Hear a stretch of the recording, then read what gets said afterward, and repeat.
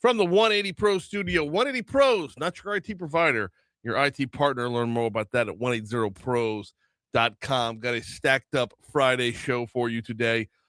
We are going to talk with in about half an hour from right now, we're going to talk with a former FBI agent. His name's Wayne Barnes. He wrote the book, Traitor in the FBI, The Hunt for a Russian Mole. And timeline-wise, this doesn't happen exactly when you'd think. So good stuff right there. We'll also talk with Guaranty Health. Whitney Hoffman Sayal's got a downtown update for us.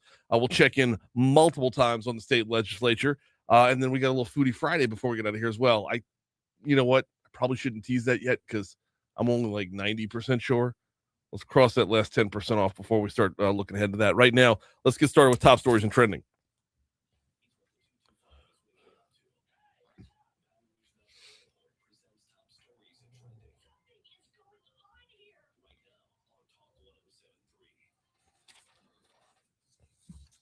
A Louisiana House bill that would create a new homeless court system cleared its first hurdle in the legislature yesterday.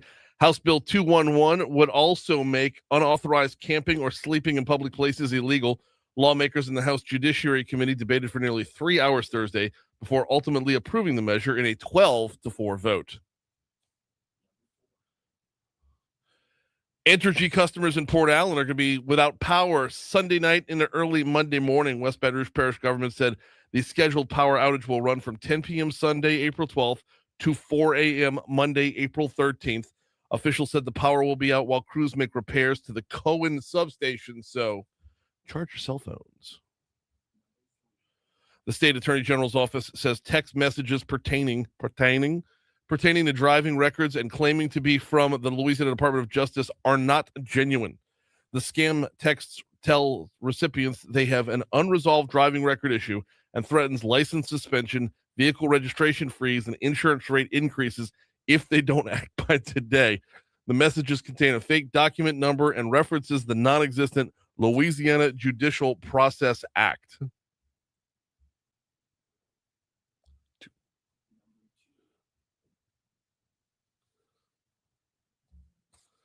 The city broke ground on a new road project along Florida Boulevard designed to improve pedestrian safety. The work will add signals, sidewalks, and bike lanes from North 22nd Street up to Airline Highway. The estimated cost for the construction is $60 million. One person was shot along Scenic Highway last night. Officials told our news partners at WBRZ that person was taken to the hospital in stable condition after being shot around 9:50 p.m. The shooting happened near the intersection of Scenic and 69th. BRPD is investigating. Of course, as always, if you know anything, please call Crime Stoppers at 344-STOP.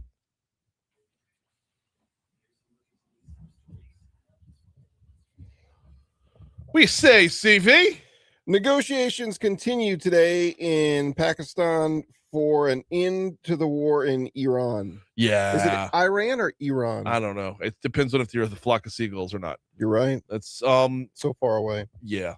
We were talking about this a little bit yesterday as well, in that JD Vance is heading this up, which I find intriguing because JD Vance is not the Secretary of State nor the president. Right. This would be the job of one of those two.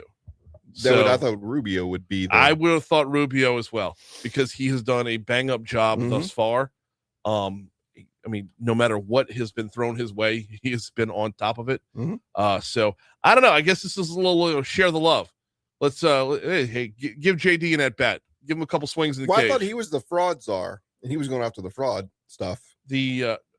That's when they brought in Elon for the Doge stuff. Oh, okay. Yeah, he was front and center on that, to be sure. But that was Elon Musk's bailiwick. After their historic trip to the moon, and we're not talking the guy at 9 and lunar flyby. Hayala! The Artemis 2 astronauts will splash down tonight in the Pacific Ocean off San Diego's coast. Yeah. Just after 8 p.m. Is that 8 p.m. our time? 8 p.m. our time. Yeah. Okay. 5 p.m. their time. So look, I mean, the moon stuff, everything that's been involved with this is super fun to watch and super fascinating. Yes, it is. But the splashdown part, I don't think you really get, I guess it's them traveling back.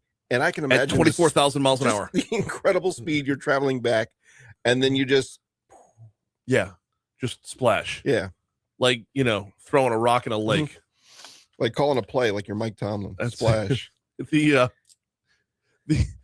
other part of this is they're going to get out of that they're going to splash down, and then when they try to get back on land, ice is going to snatch them up. Ooh. Yeah. Can't come back in here. Well, now they know how it feels like to be Katy Perry. Wow. Right? Wow.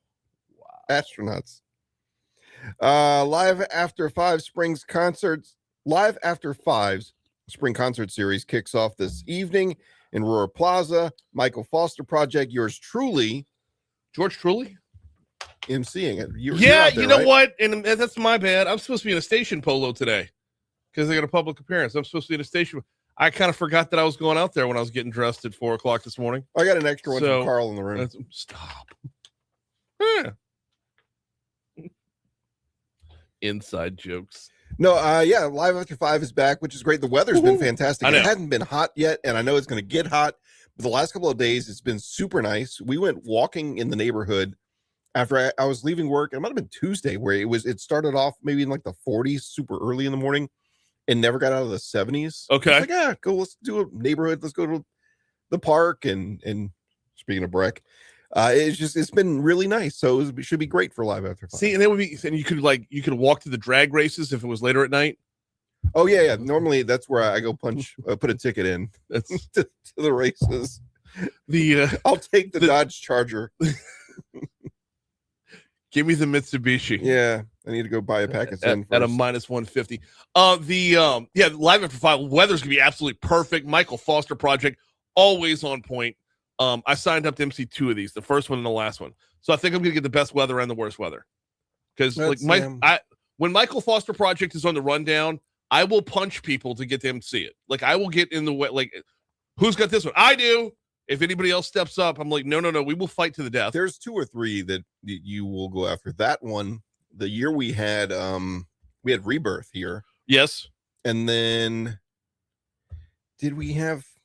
Oh, we had someone that was pretty sentimental to you a year or 2 ago. We had Bucktown. We had the Bucktown All-Stars who played my wedding. So yeah. Do not get in my way for that one. So I'll be out there. Now the end of the season is gonna be with a band called Rouge Crew, which and of course they spell crew Krewe. I don't know much about them, so but I do know about the Michael Foster Project, and I do know what the forecast is. Anything on them? Is it red? Oh, hey, that's their name. I'm just trying to help. Just trying to help. Unreal. 612 Talk 107.3 FM WBRP. We've got our first break coming up in just a quick second. Hey, before we take that break, though, I do kind of need to remind you about. Where did it go? There it is. Guaranty Health Solutions going to be joining us coming up at 6:50 this morning. Guaranty Health Solutions. You can learn more at guaranteehealth.com. Guaranteehealth.com. Look, if you work in a medical office, if you work in the medical field, take a look around real quick. As well, I mean, I know you're probably not there right now, but like if you're in an urgent care, primary care, whatever the case might be, Rachel Fricke, president and founder of Guaranty Health Solutions, has put together a 4-pillar strategy to build out your business, and it's based off, first and foremost, the hospitality with your patients. From there, everything falls into place. From there, it's built out to help you succeed, to help you scale, to help you grow. Learn more at guaranteehealth.com.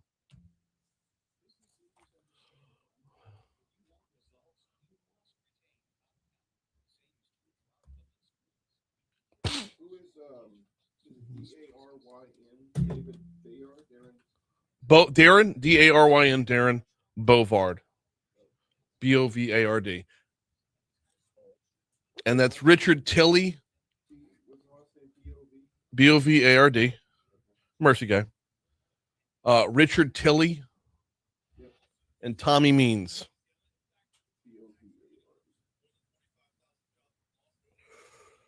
When your love is pouring like the rain, I close my eyes, let's go again. Will get the chance to say I love you. I pretend that you're already mine, and my heart ain't breaking every time I look into. Yeah.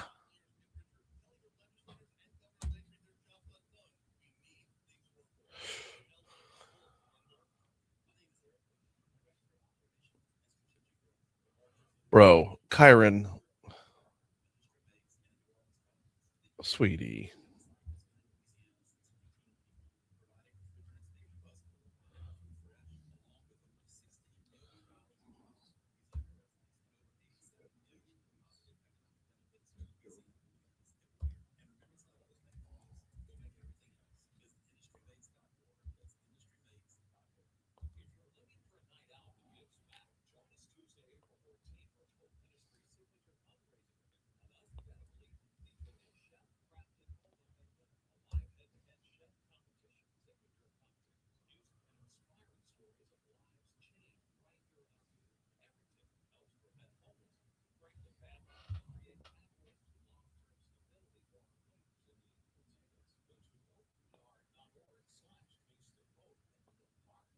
Oh my God, somebody got it.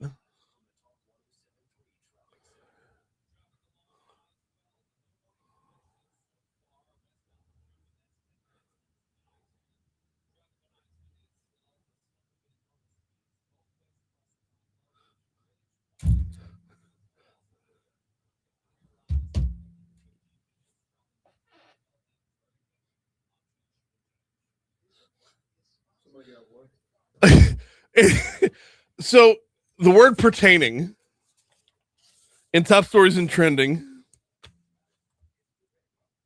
the word the word pertaining was in one of the stories. Where was it? Oh,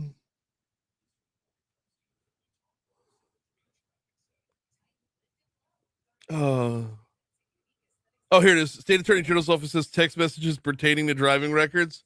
I can't say the word pertaining without thinking of the movie Beverly Hills Cop. Bronson Pinchot, Balky. What is it pertaining?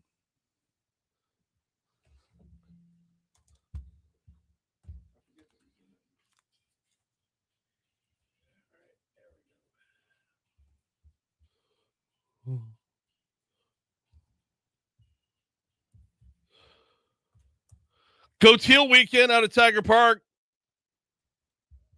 LSU softball. We'll get to baseball in just a quick minute, but I want to start with LSU softball because it is the ovarian cancer awareness weekend out at Tiger Park, and I believe everywhere in the Southeastern Conference, if I'm not mistaken.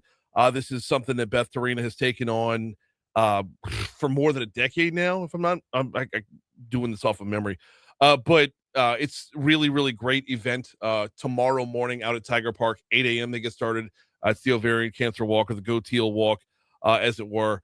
LSU will wear teal for their game on Saturday as well.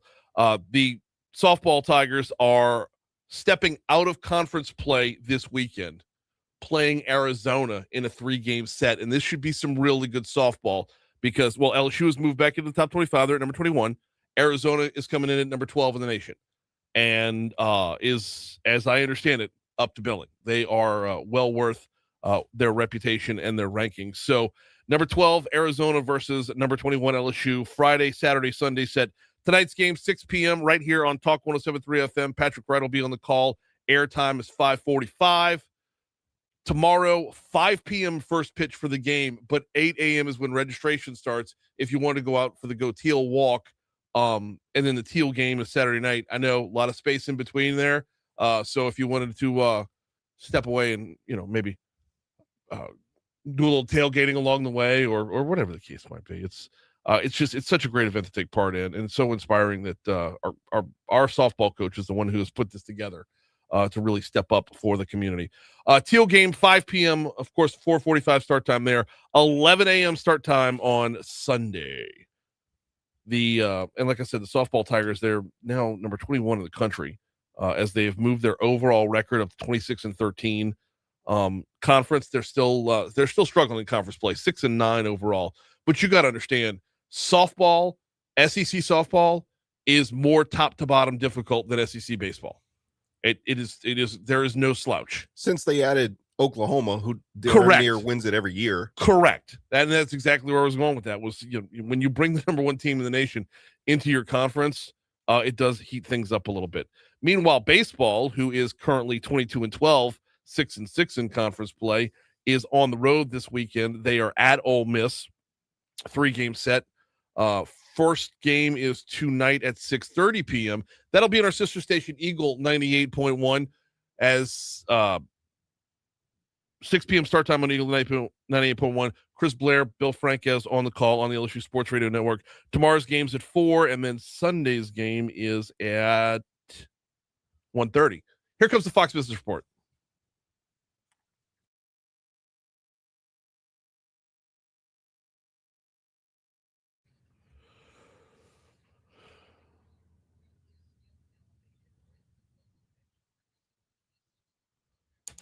Let me get some stuff off the printer.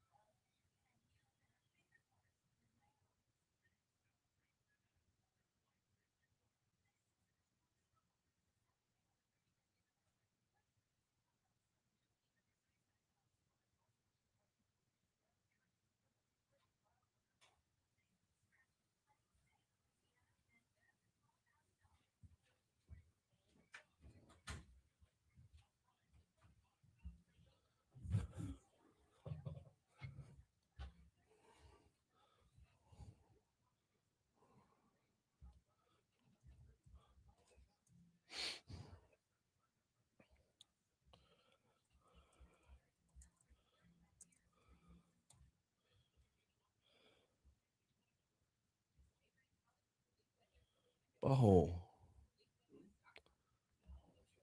this is me.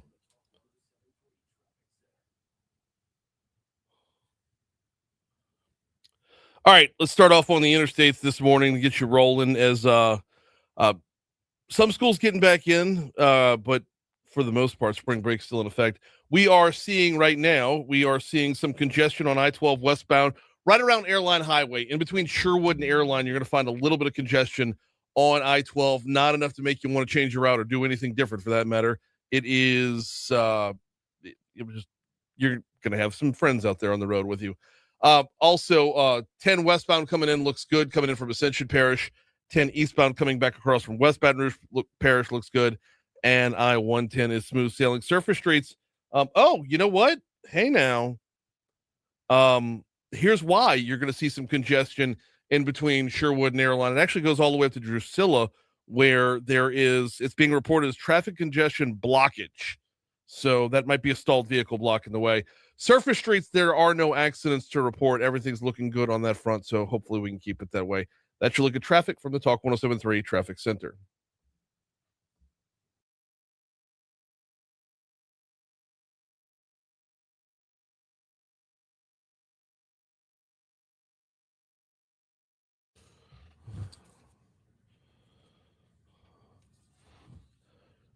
Shout out to Matthew on Twitter.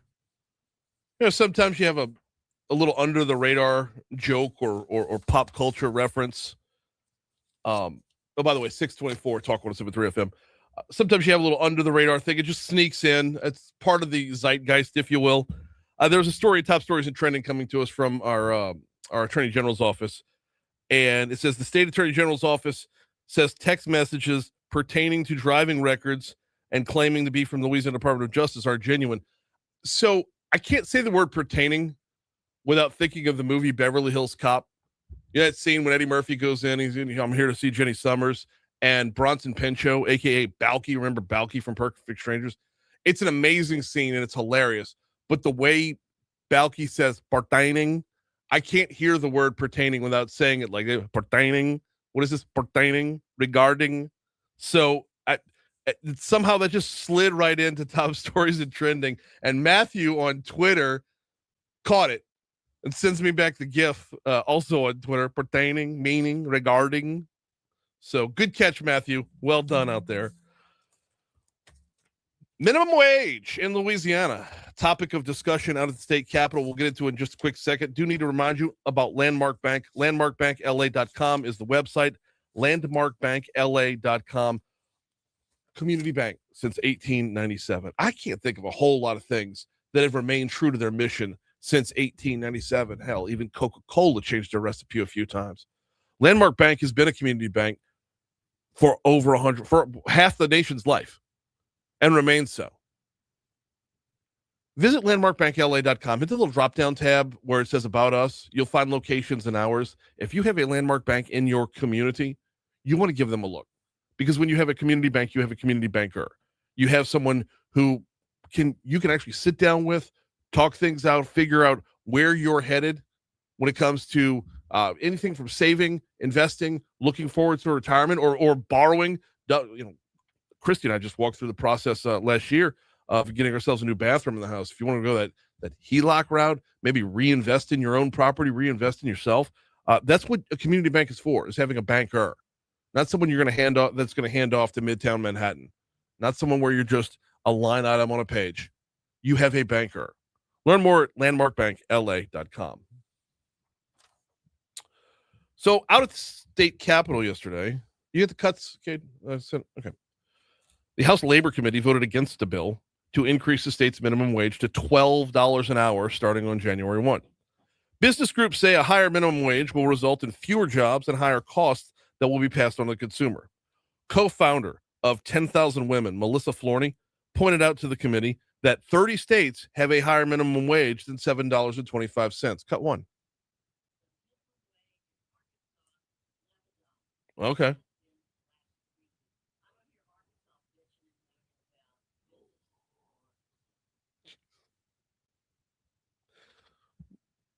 No, but it has nothing to do with the minimum wage and everything to do with the environment that Arkansas has set up to be business friendly. And by the way, you're not leaving over minimum wage jobs. That's a whole other thing. So the measure fails on a 7-5 vote. Slidell Representative Brian Glorioso, he was on with us last week. He voted against the measure. He would rather see investments in workforce training overall. Cut 2.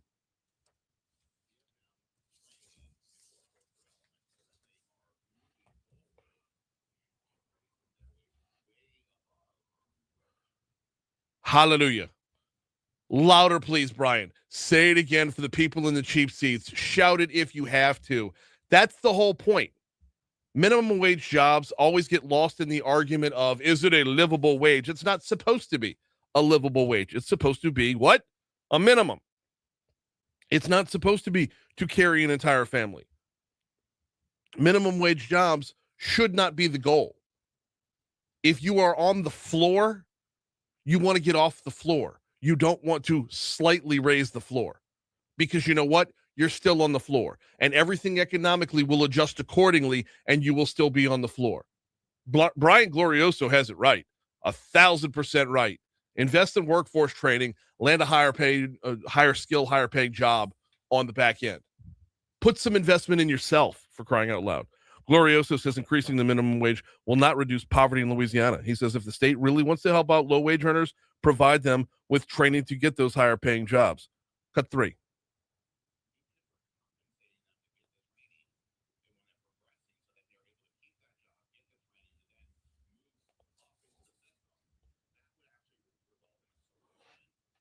It would, and there are numerous outlets out there to help along the way with said training. Numerous outlets out there that can make sure you're staying afloat while things are going on, while you're progressing in your own personal advancement. Happy to look at more, but opportunities are certainly available. News coming up in just a minute. Got to remind you about One Bath and Closets, ONE, onebathandclosets.com. I was talking to David Duvall yesterday, basically just thanking him for the bang-up job that he did on the master bath in the Haldane house. Christy and I walked down the path late last year. We're like, we have a house that was built in 1964, a bathroom that was built in 1964. It ain't cutting it no more. We use better language than that. But called David. He came in, walked us through basically emptying out the bathroom and rebuilding it from scratch is what we did. You might not have to go that deep of a dive, but walked us through what the possibilities were, collaborated with us along the way, and could not be happier with the results. 400-8005 is the phone number, 400-8005. Of course, that's 225, onebathandclosets.com. ABC News, I'm Mike Dabusky. Days after President Trump announced a ceasefire with Iran, traffic through the Strait of Hormuz remains effectively stopped. Israel is also continuing to attack Hezbollah targets, despite Iran's insistence that ceasefire agreement includes Lebanon. For Israel, for the Israeli government, they saw this as an opportunity to go back after Hezbollah and severely weaken them. And that is what we've been seeing. But Iran and Pakistan, which acted as mediators, say that a ceasefire in Lebanon was absolutely part of the deal. ABC's Ian Pannell in Tel Aviv. Economists expect this morning's inflation report from the Bureau of Labor Statistics to find costs rising more than 3% in March, driven by the rising cost of gasoline and airfare. And if all goes according to plan, those 4 astronauts aboard the Orion space capsule will splash down this evening off the coast of Southern California. This is ABC News.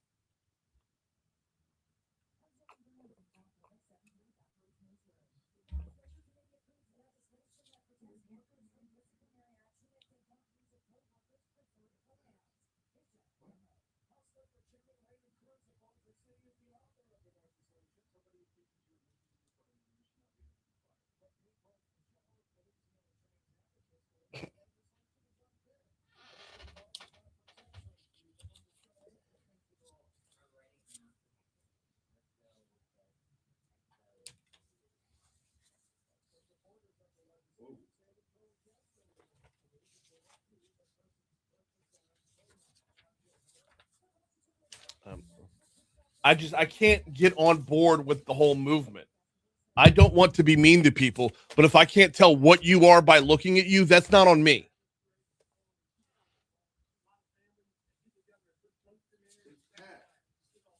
Yeah.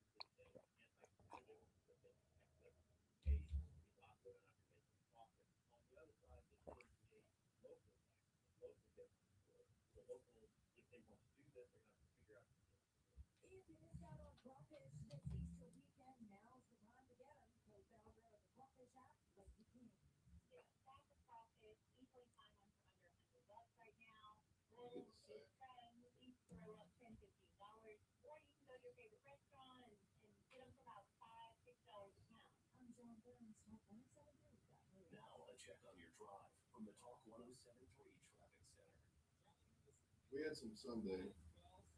I don't know where my father-in-law got them. He says there's a store, there's an establishment that sells them next to Melot Park. I was like, okay, well, I guess they have to be good. Were they? They weren't not bad. They weren't super spicy. I could have gone for a little more kick. So we had we went to Montalbano's. Yeah. Montalbano's is normally a home run. Do what? Yeah. But man, yeah, I could have used a little more kick on mine too. But dude, on Sunday they were just churning and burning, like they were just turning through them. They made a good $5,000 while I was there.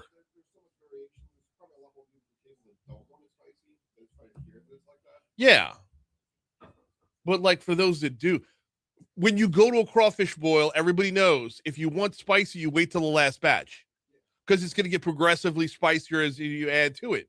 But like when you're mass producing like that, and my word, yeah, no, so did we, but like you have to appeal to everybody, right?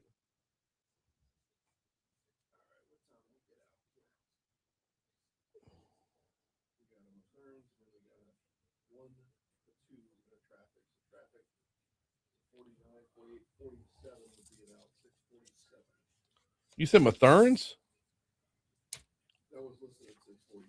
Oh, okay. Well, yeah, because I got a 635 as well. Yeah. Weird.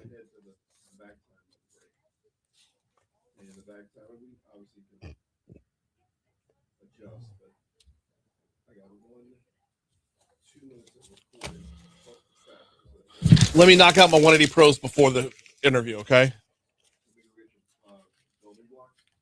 I gave those to James already.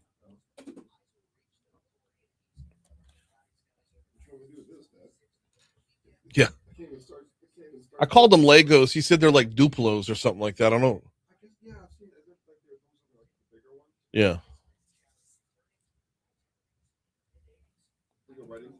No, come to me first, and I'll toss to it.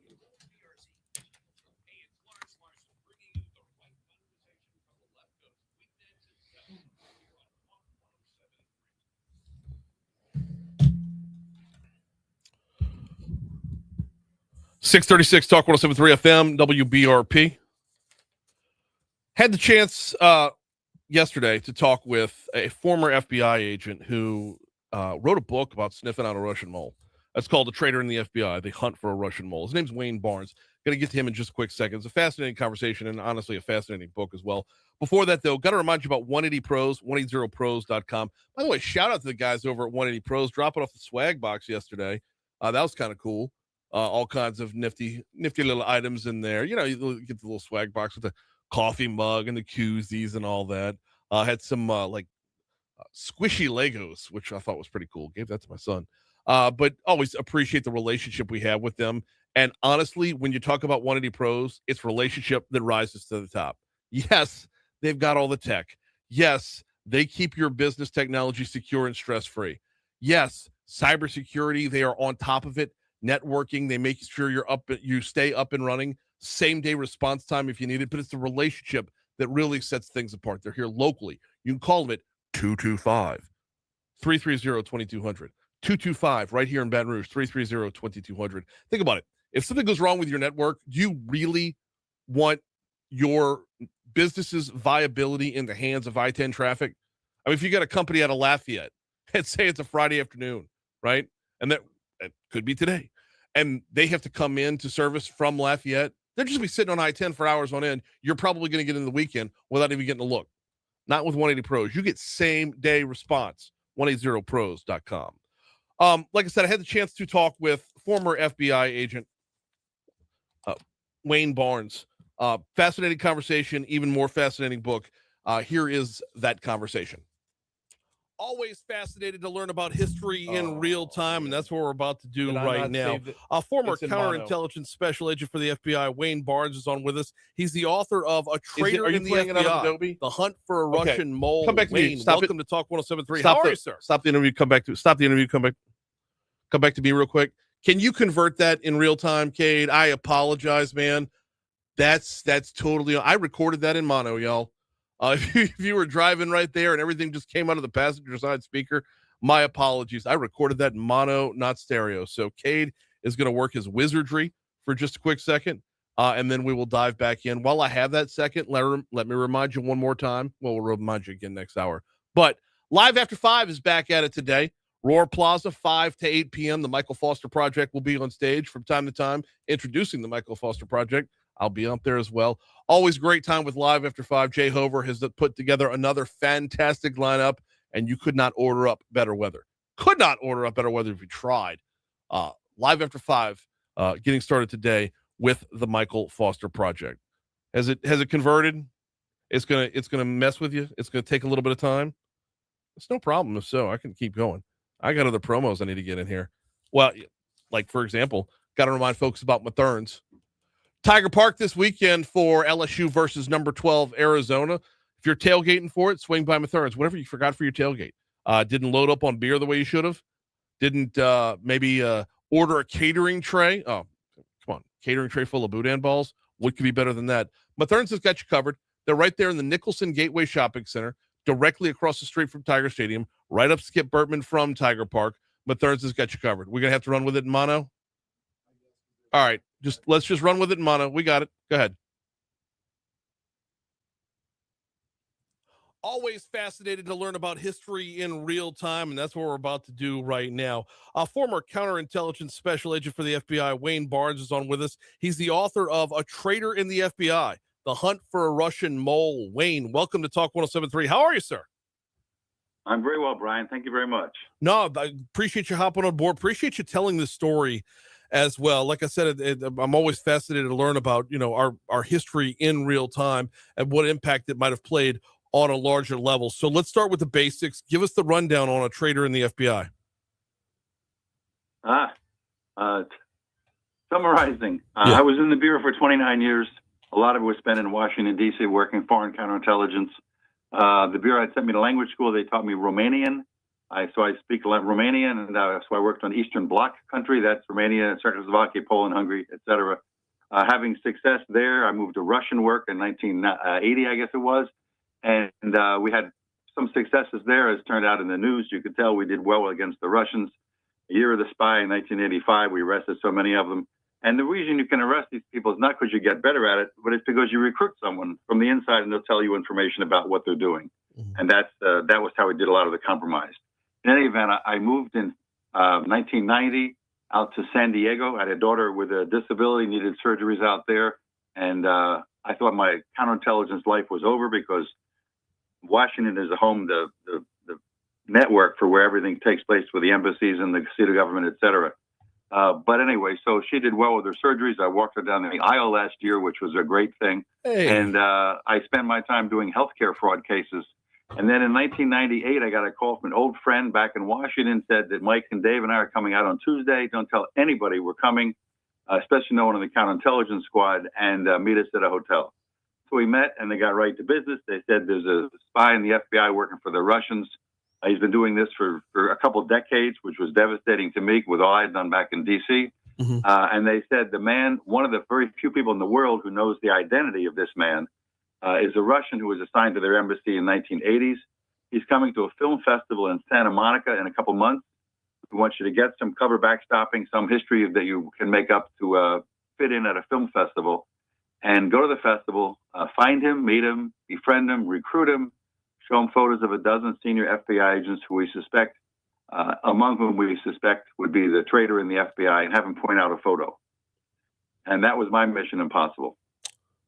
Talk with Wayne Barnes, former FBI agent Wayne Barnes. The name of the book is A Traitor in the FBI, The Hunt for a Russian Mole. Wayne, let's zoom out just a little bit and just talk about the state of Russia at about that time. I mean, was the KGB even still a thing at this point, or were they morphing into something else? Just because when you think about going up against Russia, obviously we all, rewind our minds to the Cold War, but this was a little something different. Right. You would think it would have changed. Their intelligence service, the KGB, had a first and second chief directorate. One worked external, like our CIA. One worked internal, like the FBI, except for we don't have brass knuckles and they do. They changed the names. The foreign one became SVR, and the internal one became the FSB. But it didn't really change their structure at all. They were always still controlling the country. The Russian who came out, we want him to come out a second time, and trying to get a visa through the U.S. consulate in Moscow and getting permission from the Russians to come was almost impossible. And this is after the wall came down. So the tight controls of the communist, leaning communist concepts for the dictatorship then was really tight. They want to have a man leaving the country for even 2 weeks, have a family left behind so he won't defect and leave the family behind. Well, he'd been out of the country many times. But so that's the kind of controls they had. They have internal passports. If you want to go to Gorky, you'd have to have an internal passport. It's like if you lived in Baton Rouge and you want to go to visit your cousin in Toledo, you would need an internal U.S. passport. I mean, does that make any sense to Americans? None. But so they still had very strict controls. It was a bad thing for that purpose. So when the man did come out to go to the film festival, he was in the company of a woman who was a producer of films from Armenia, and he was both translating for her and writing articles about what she would be doing. And that was his ticket out of Russia, but only for the length of the film festival. Interesting stuff. And along the way, while trying to accomplish this mission, and as best as I could decipher, you got as much pushback from inside as you would from outside. Yeah, both as the case was going, but even more importantly, after it was all finished, there were 2 movies made about the case. Breach was one with Chris Cooper playing the bad guy and Ryan Philippe as the clerk in his office. There were maybe a dozen books written about it, like My Neighbor the Spy, that kind of thing, which was Robert Hansen was the ultimate traitor. And I wrote my story, which is not the same. There have been a lot of those books, like My Neighbor the Spy was a book. I mean, if you can imagine that, I don't know not sure how you get that published. But so I decided to write down my story. And what I didn't realize at the time was that it had to go through pre-publication review, which I thought would be not easy, but it had to go through them. But they had never had anyone who worked counterintelligence in the FBI to write a book which was nonfiction about an actual top-level counterintelligence story. If you have a drug case from Baton Rouge, write about it. If you have a kidnapping in Tampa, write about it. It's okay. But because of what they called sources and methods and the fact that all of this used to be classified, it took 7 years finally to get it to go through the FBI, 7 full years. It reminded me of the old idea of banned in Boston. The book was banned in Boston, everybody else in the country wanted to buy it. But here, the fact that they wouldn't let it out, and I flew to Washington 3 times. I live in Fort Lauderdale, 3 times to argue my case with them, and finally they let it go. What's the motivation? What's the motivation to push that hard? I mean, is it just exposing the truth, telling your story? Like that's a lot of roadblocks. Yeah, I think it's because they never had one like that. No one, you don't know me that well, but if you read the book, my girlfriend calls it my dogmatic persistence. No one had the audacity to write a counterintelligence story. And really writing, to have the craft of writing is a big deal. If they knew you worked for the federal government and figure you wrote memorandum like a accident case, a car the color blue. I had written a lot of I had a niche in debriefing defectors from the bloc hunters and then many Russians. And you have to write the story so that it's an interesting story. And each one is its own real story. You'd have a 4-page memorandum you go to headquarters on. And if someone gets to page 3 and they're boring or they're yawning, they don't get the whole thing. So I decided to, like I say, put in adjectives and adverbs and increase the craft of writing. So I was crossing Pennsylvania Avenue once in the 80s, and a man who used to be head head of the counterintelligence in Washington, was crossing from the headquarters, and he stopped me and he said, "I have to talk to you. I have to talk to you." And I said, "What could it be?" And he said, "I was reading that memo." He said, "I got to the 4th page. When I got to the 4th page, I turned it over." He said, "I wanted more pages, but there weren't any more." And that was the moment in time I realized there may be something to do with this writing down spy stories thing. And from that came this book eventually. And it is absolutely riveting the whole way through. Wayne Barnes, former FBI agent, now author of A Traitor in the FBI, The Hunt for a Russian Mole. And yeah, Wayne, I can't imagine being able to separate the real history from the thriller that is the book. It is an important reminder that, this is what we lived through. Well, I appreciate it. It's that dogmatic persistence, but you really have to have patience and work very hard at what you do. You have great colleagues, people you're working with, just tremendous to help things be supportive and to make the cases work. And it's really the only the FBI that does this. When they talk about whether the CIA should do certain things or the KGB is fighting against it in a certain way, and what's the FBI doing? How are they involved with this? And should they be taken down and torn apart? Absolutely not. They're the only agency, the Bureau, that does this for a living. They do it not just with counterintelligence, but with the counterterrorism and all the other aspects of investigations we need to do for U.S. Attorney's Office, federal prosecutions. They are the best. And I was speaking with the special agent in charge of the Miami division a couple of weeks ago, and he said that their applications, with 30,000 applications for the FBI agent position, only 500 will end up being accepted into the Bureau. So many different angles we can go from there, but we're just small percentage of applicants. So they do want the best and the brightest. And they absolutely. Appreciate the ride. Appreciate the conversation. Appreciate a couple minutes. Wayne Barnes, thank you so much. Brian, thank you very much. Taking a quick break, coming back with Guaranty Health next.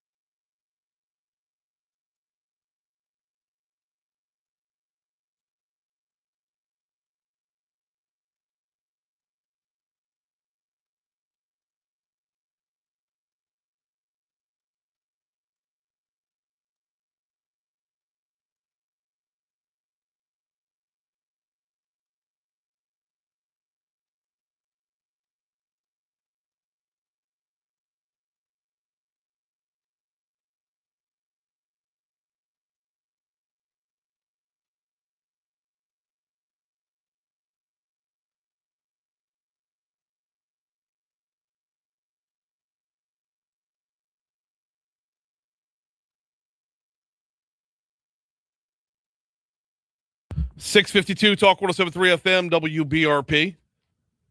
Time to get caught up with Guaranty Health Solutions. Every so often we get the chance to chat with Rachel Fricke, the president of Guaranty Health Solutions.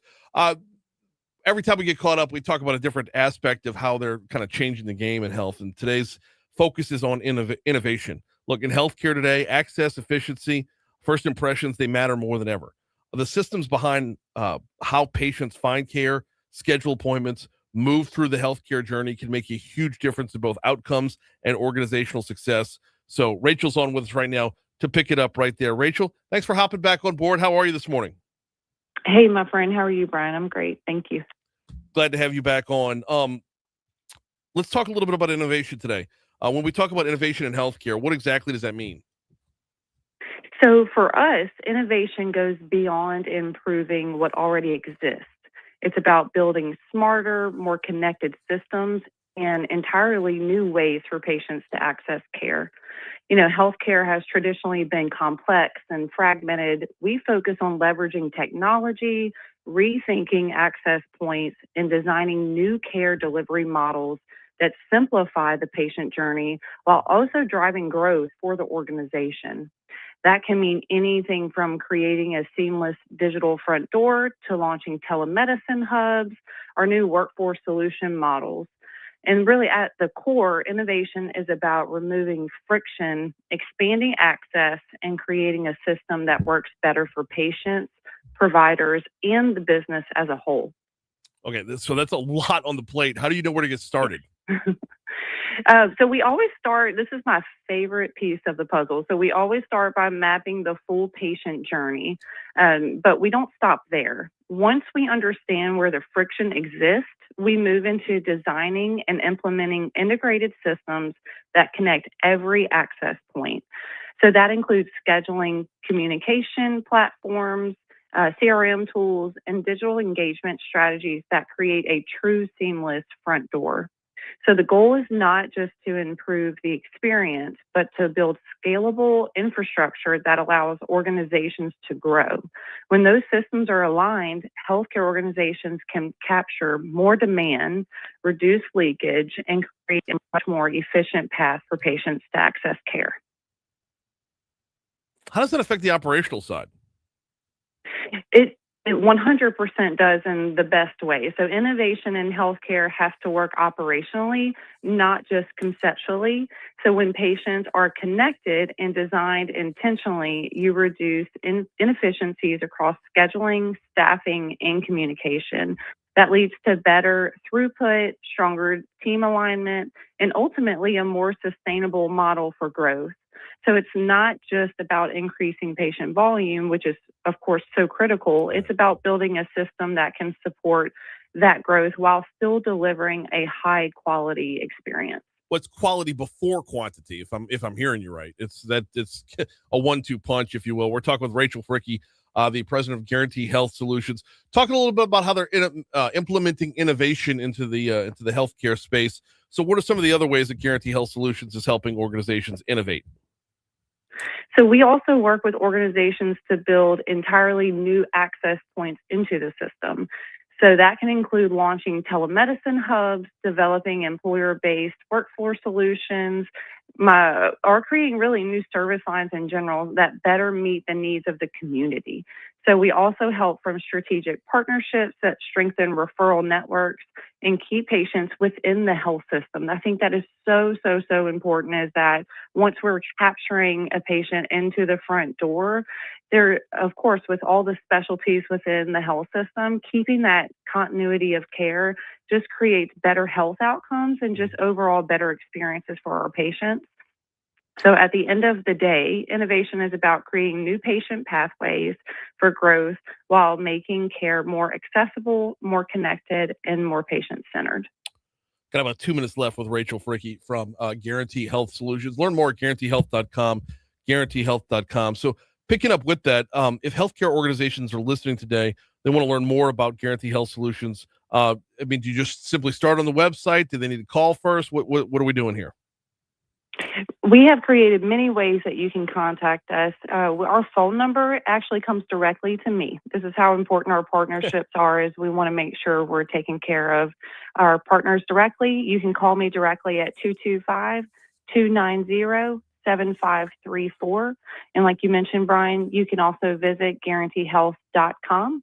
And at Guaranty Health Solutions, we're focused on helping organizations innovate in a way that drives real growth, strengthens patient relationships, and creates a more connected healthcare experience from the very first interaction. Very cool stuff. Always appreciate the time. Always appreciate the relationship. Rachel, thanks again for hopping on board. Thanks, Brian. Bye-bye. Bye.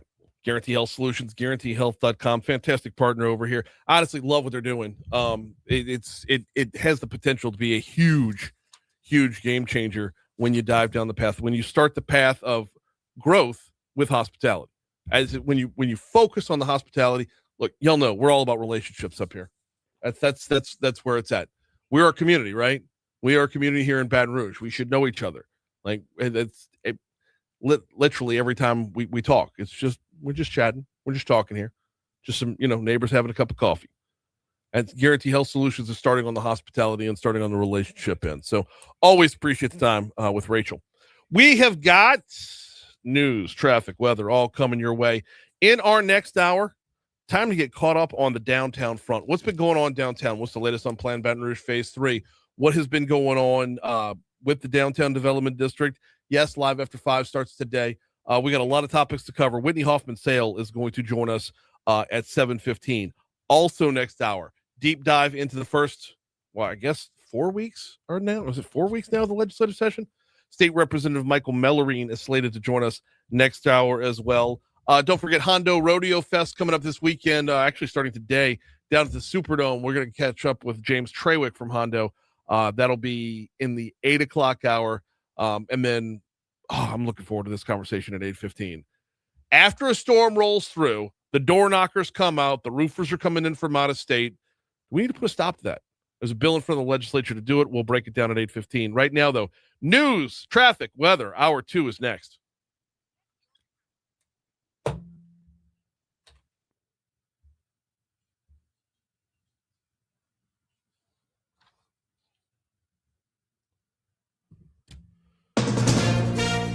From ABC News, I'm Mike Dubusky. Vice President J.D. Vance heads to Pakistan later today for negotiations between the United States and Iran. President Trump declared a 2-week ceasefire earlier this week, but the Strait of Hormuz remains a sticking point. ABC News Chief Foreign Correspondent Ian Pannell. It's worth remembering it is an absolutely vital waterway to global oil and gas supplies, and it was supposed to have been fully reopened as part of this ceasefire, but only 7 ships passed through yesterday.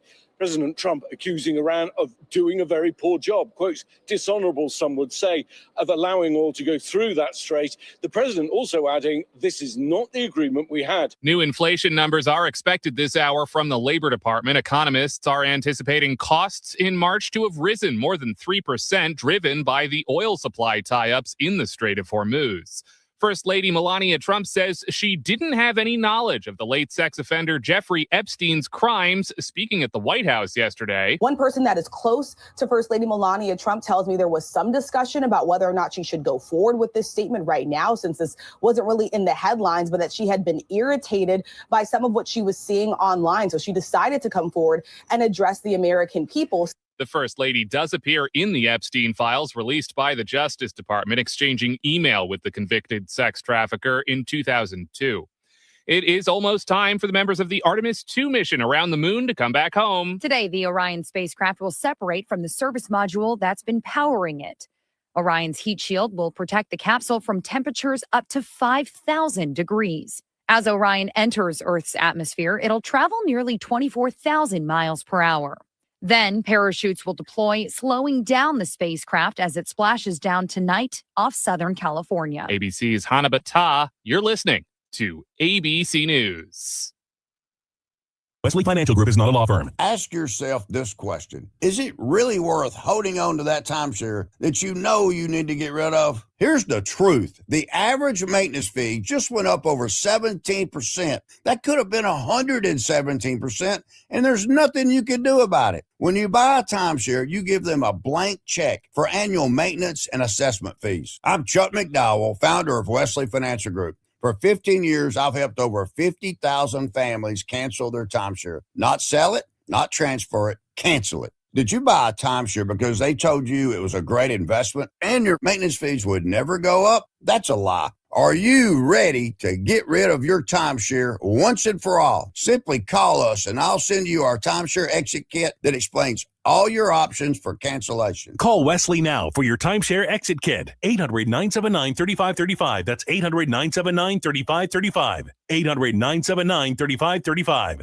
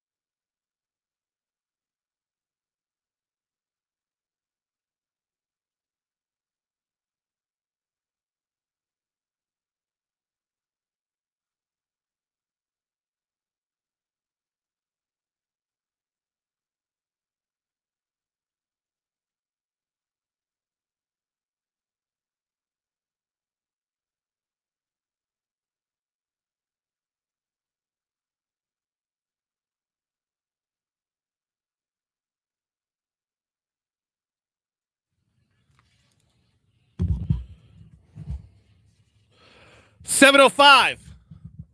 Talk 107.3 FM, WBRP. Mornings with Brin Haldane, rolling right along. Brian here with you, Cade Wazan producing. Holding at 58 degrees to start off your 7 o'clock hour as we broadcast live from the 180 Pros studio. 180 Pros. How about same-day response time? One of the many benefits you'll get when you check out 180pros.com. Busy hour this hour. We'll be talking all things downtown in our next segment. We've got Whitney Hoffman Sayal joining us. We'll be talking legislative session with State Representative Mike Melerine at 7:35. Before we get to either of those, we can hit up top stories and trending.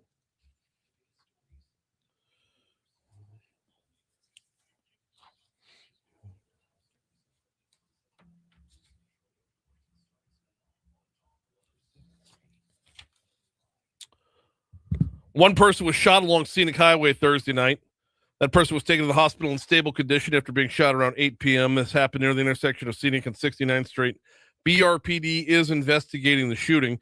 Of course, as always, if you know anything, call Crime Stoppers at 344-STOP.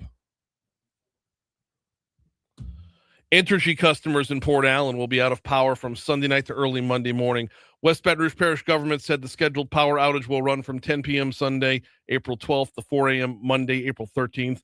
Officials said the power will be out while crews make repairs to the Cohen substation. So, charge your cell phones. A Louisiana House bill that would create a new homeless court system cleared its first hurdle in the legislature on Thursday, April 9th. House Bill 211 would also make unauthorized camping or sleeping in public places illegal. Lawmakers in the House Judiciary Committee debated for nearly 3 hours yesterday. Ultimately, that vote came in at 12-4.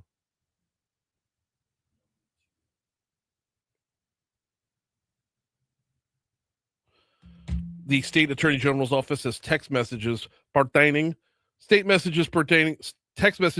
to driving records and claiming to be from the Louisiana Department of Justice are not genuine. The scam that's out there, the scam text tells recipients they have an unresolved driving record issue, threatens license suspension, vehicle registration freeze, and insurance rate increases if they don't act by today. The messages contain a fake document number and references the non-existent Louisiana Judicial Process Act. City broke ground on a new road project along Florida Boulevard designed to improve pedestrian safety. The work will add signals, sidewalks, and bike lanes from it. So the story said North 22nd to Airline Highway.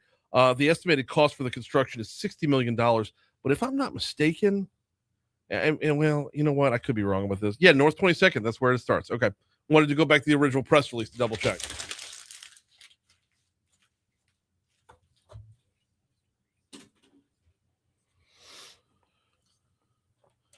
What you got, CV? Negotiations continue in Pakistan for an end to the war in Iran.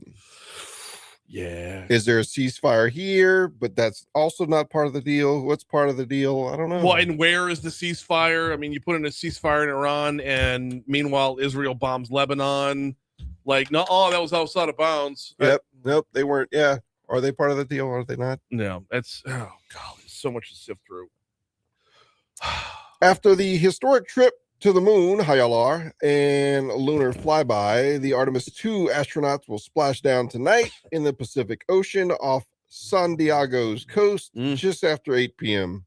You don't know what San Diego stands for, do you? I mean, well, I guess we'll find out tonight. The translation was lost thousands of years ago. Yeah. I'm Ron Burgundy. That'll happen tonight, 8 o'clock. So primetime TV for the splashdown. Well, primetime for us, 5 o'clock there. Oh, true. Yeah. True.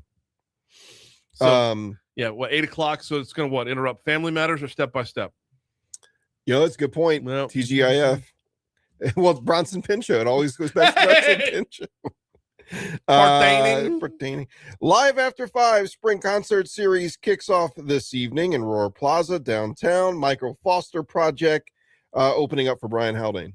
No, I'll be introducing the Michael Foster my bad. Project. Yeah. No, you don't. I thought you were telling a couple, knock jokes and things. No, I can. It's not in the script, but I don't stick to scripts. So, but if you have never seen the Michael Foster Project before, then I highly recommend. If you have seen the Michael Foster Project before, is Michael Foster part of the Michael Foster Project? Yeah. Okay. Yeah. So it's gonna be perfect weather, absolutely perfect weather. Do we have wristbands? You know what? I know a person who would know that. Do we want to do some Talk 1073 wristbands? We could. Can we? I think so. Okay. So what do we want to do? Subscribe to the YouTube page? Yeah. All right. Yeah. Subscribe to the YouTube page and then DM me that you've done so. And we'll get you in. By the way, we're live on Facebook every day, courtesy of Lake Urgent Care. We're also live on YouTube, courtesy of Lake Urgent Care. We always push the Facebook because that's where we chat the most. But let's see you over on YouTube as well and get you in the VIP for the Michael Foster Project this evening. All right, quick break. Whitney Hoffman Sayal next, talking downtown.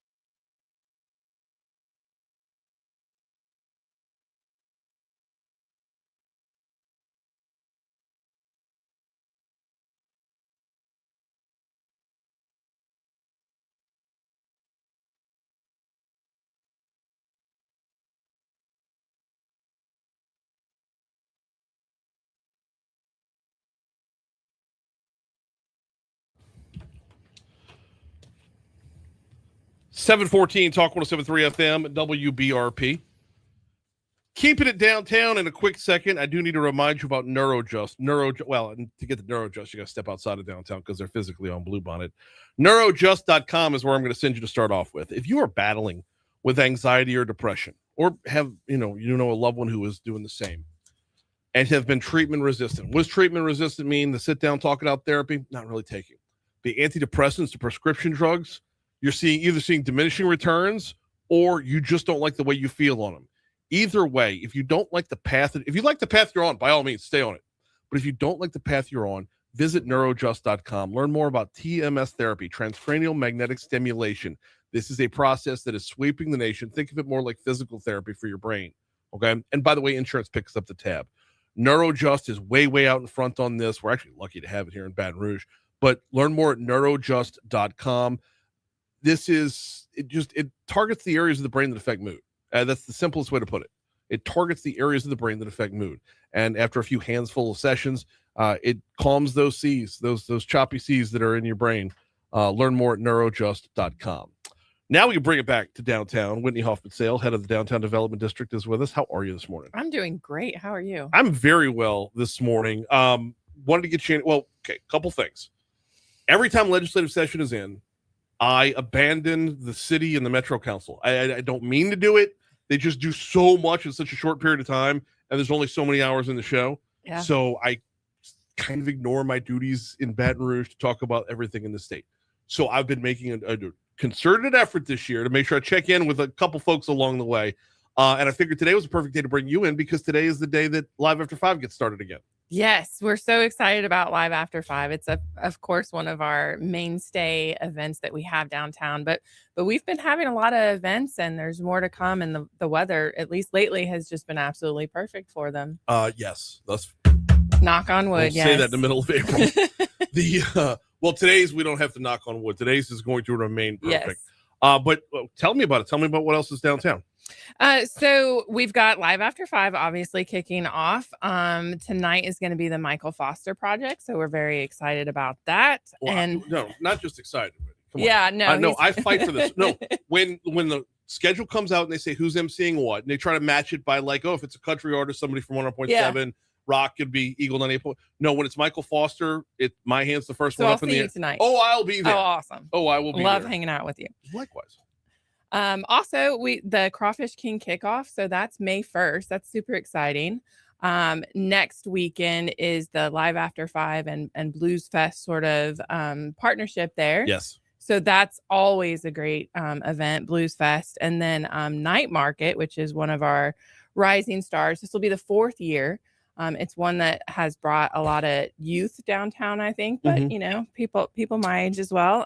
So we'll have Night Market on before they come on. Before it happens, we'll be promoting that. This is Laura Sue puts this together. Yes. She's one of my favorite people in the world. It's great. Yeah. And the way she has grown this, if I'm not mistaken, the first year was actually out at Depot. Yes, Electric Depot. I believe so. But it grew so quickly, they needed more ground. Well, yes, and they were in the town square area, and it was just packed. And so last year it was at the Capitol grounds. It'll be there this year as well. And that was just a perfect setup. Yeah. And Laura does it. She does such a thorough job in everything she does. So agreed. Absolutely love that. But yeah. All right. Well, that's a pretty full schedule right there. Yeah. I mean, there's more you can check. Manship Theater has things going on. Main Street Market has reopened. So if you come down for the farmers market, you can access the vendors inside and all of that new space. Yeah, I haven't been since it reopened. I need to do that. You should totally do that. And Arts Market is always the first Saturday of the month in combination with the farmers market. Very nice. I tell you what, one of the things I wanted to talk about today, and I read the email, the email that y'all send out. Y'all have a thing going on right now where you're trying to make sure everybody knows about private event spaces.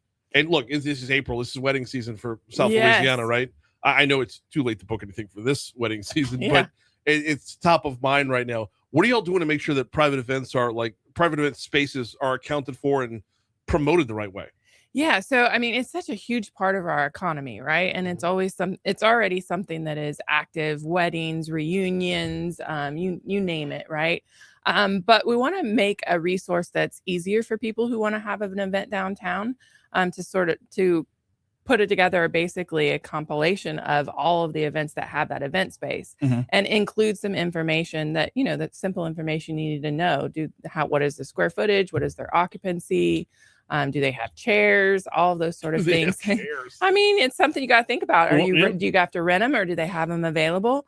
But those typical bride or event questions. And so we're reaching out to our events spaces downtown to try to make sure we can get the most up-to-date information possible and that resource. One of the things that I love about this is, like, there's a few of the staples that we all know. And I know you're not going to call out favorites because you have to be everybody's They're all favorite. my favorites. I understand that. But like places like Delaron Hall's been around forever. Right. And everybody knows it, everybody loves it. But one of the things when you're booking an event downtown, you kind of want that cool space nobody knows about yet. Yeah. And that's where I like this one. It's going to help promote and raise all the ships instead of the one or two that everybody already knows about. Right. And one of those is like the Hilton, right? But everybody's looking for event space, and whether it be for brides or a corporate space too, right? So we're just trying to put all of that together so you know what your choices are. That medium-sized corporate space, yes, very valuable right now. It totally is being utilized right now. The way we've seen corporate get-togethers post-COVID is that medium-sized space is at a premium, to be sure. Absolutely. We got Whitney Hoffman Sayal in with us from the Downtown Development District. Going to get to Plan Baton Rouge Phase 3 in just a little bit, but I do want to talk about Nexus. Yes. Nexus, Louisiana, kind of your newest tenant, basically. Your newest neighbor downtown, moving in from, they were out at Bon Carré. I still call it Bon Marché. Like, okay. That's a 40-year. I don't know that I know that one. You don't. The Bon Marché Mall was there before the Cortana Mall. Okay. And the Cortana Mall was there before the Mall of Louisiana. I gotcha. So Bon Marché Mall was knocked down, and they built the Bon Carré Business Center out there. And that's where Nexus has been. But now they're right above my favorite folks over at they're about to be. Yes. They're building it out right now. They are. Walk me through a little bit about what the Downtown Development District's role was in that process. Well, they did reach out to us to highlight some of our spaces that we thought could fit their needs. And so we did provide a list to them of what we thought could work. They narrowed down the list because, as you know, they're all of our favorites, right?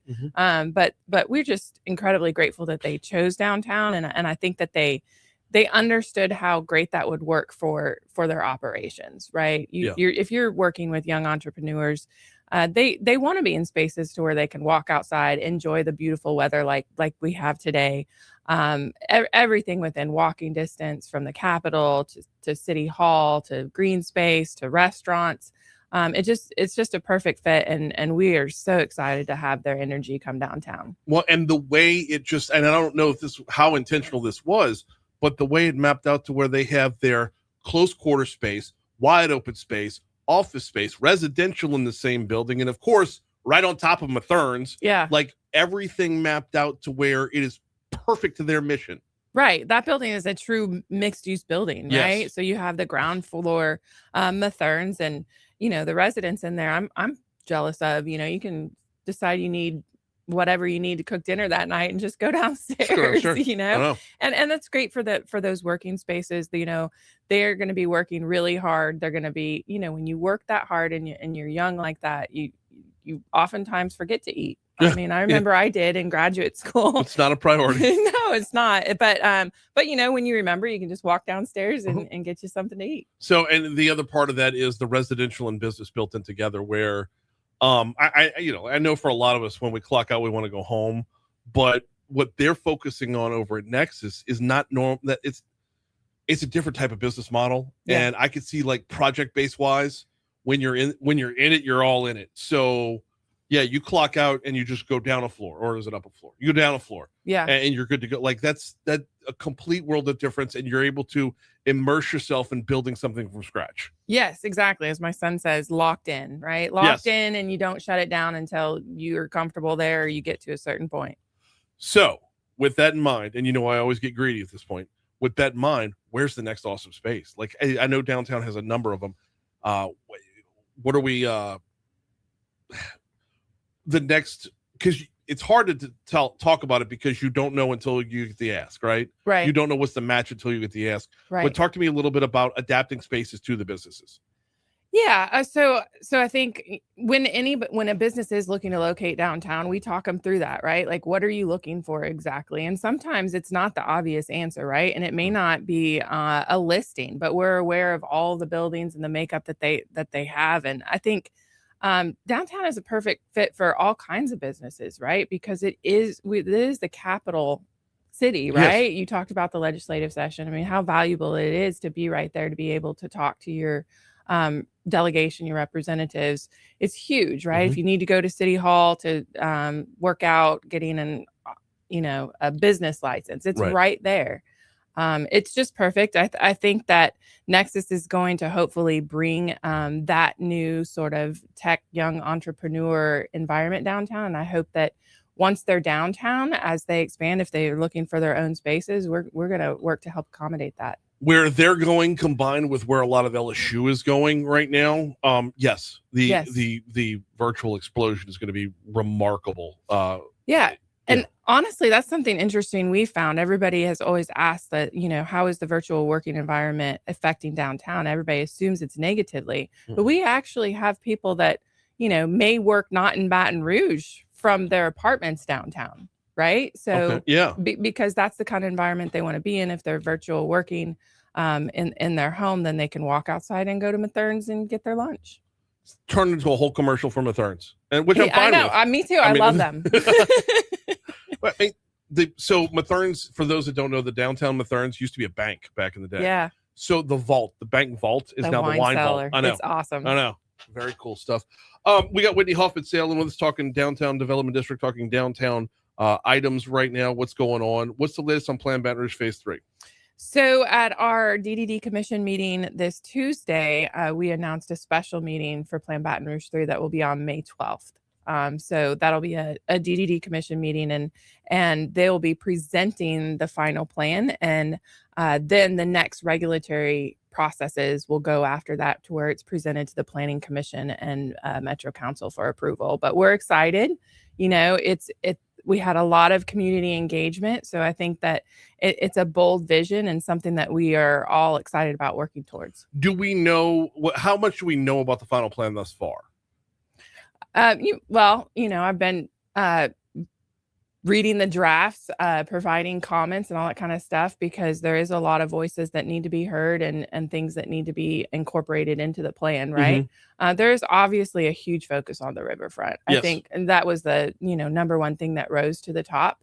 Housing is a huge component, and I'm excited about that because I think that we have such a great demand for housing downtown. We have a 94% occupancy rate of the apartments in the central business district.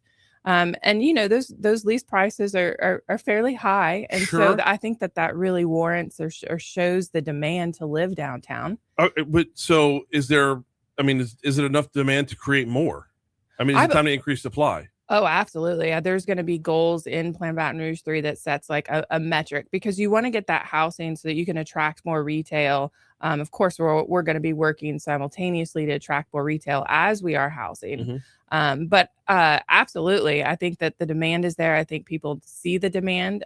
Financing rates are going down. So our construction costs, that's been a trouble for many years, right? But I think we're absolutely going to see that in the next few years. We got just a couple minutes left with Whitney Hoffman Sayal. What about the River Center end of the project? How big of a splash can we expect? I'm not asking you for specifics. I know you can't get into that, but I think that the important thing is that when we're talking about the riverfront, we have to acknowledge everything that's around the riverfront, right? And so if the plans with the River Center are moving forward with this great big renovation, the idea is to make sure that those spaces connect seamlessly, right? And also connect seamlessly to 3rd Street and our businesses in the core of the central business district. Not to mention, of course, Bally's, right? That huge renovation of that casino. And it's right there.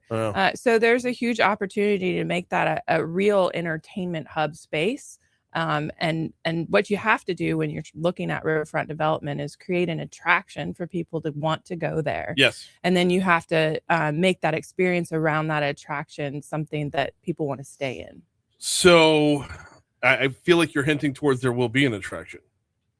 I think there has to be, right? Okay. So Plan Baton Rouge 3 is the master plan is fairly conceptual, right? You're going to have to dig in and really think through what exactly is going to be there, do the construction documents. This is sort of the first phase of recognizing the importance of the riverfront. And See, and this is where it gets frustrating because we recognized it about 15 years ago. About 15 years ago, there was the Downtown Alive or Baton Rouge Alive.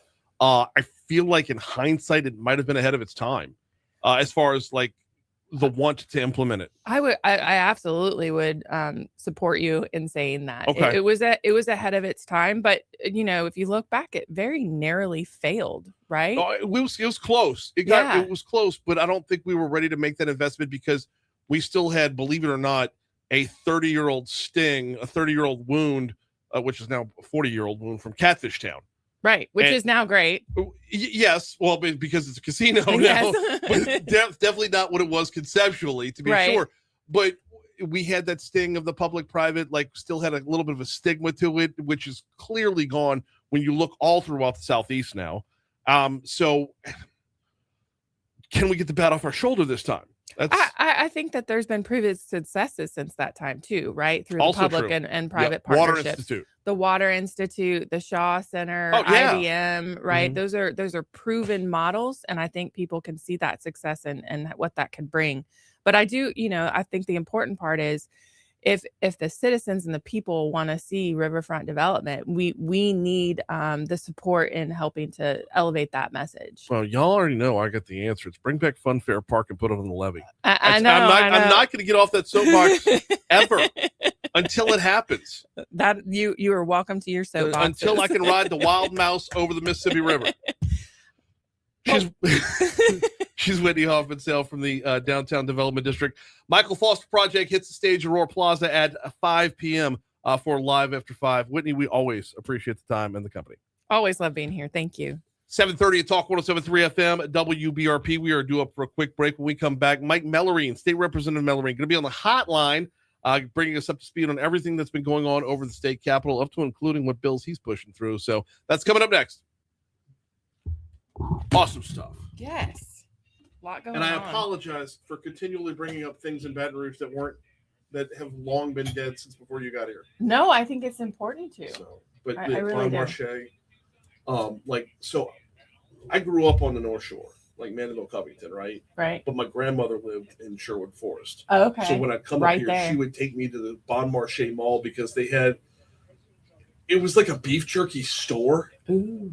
Like, I mean, all those, when you get like the wrapped sausages and whatnot, like the summer sausage or whatever, beef jerky, all kinds, like 50 kinds of jerky, and I would always go home with like just pounds and pounds of it. Didn't really like it all that much, but when you tell your grandmother you like something, she takes you there every time. Yeah. So, but that was one of the ones in the Bon Marché, and that was where I saw Back to the Future. Like, oh wow. Oh, I know.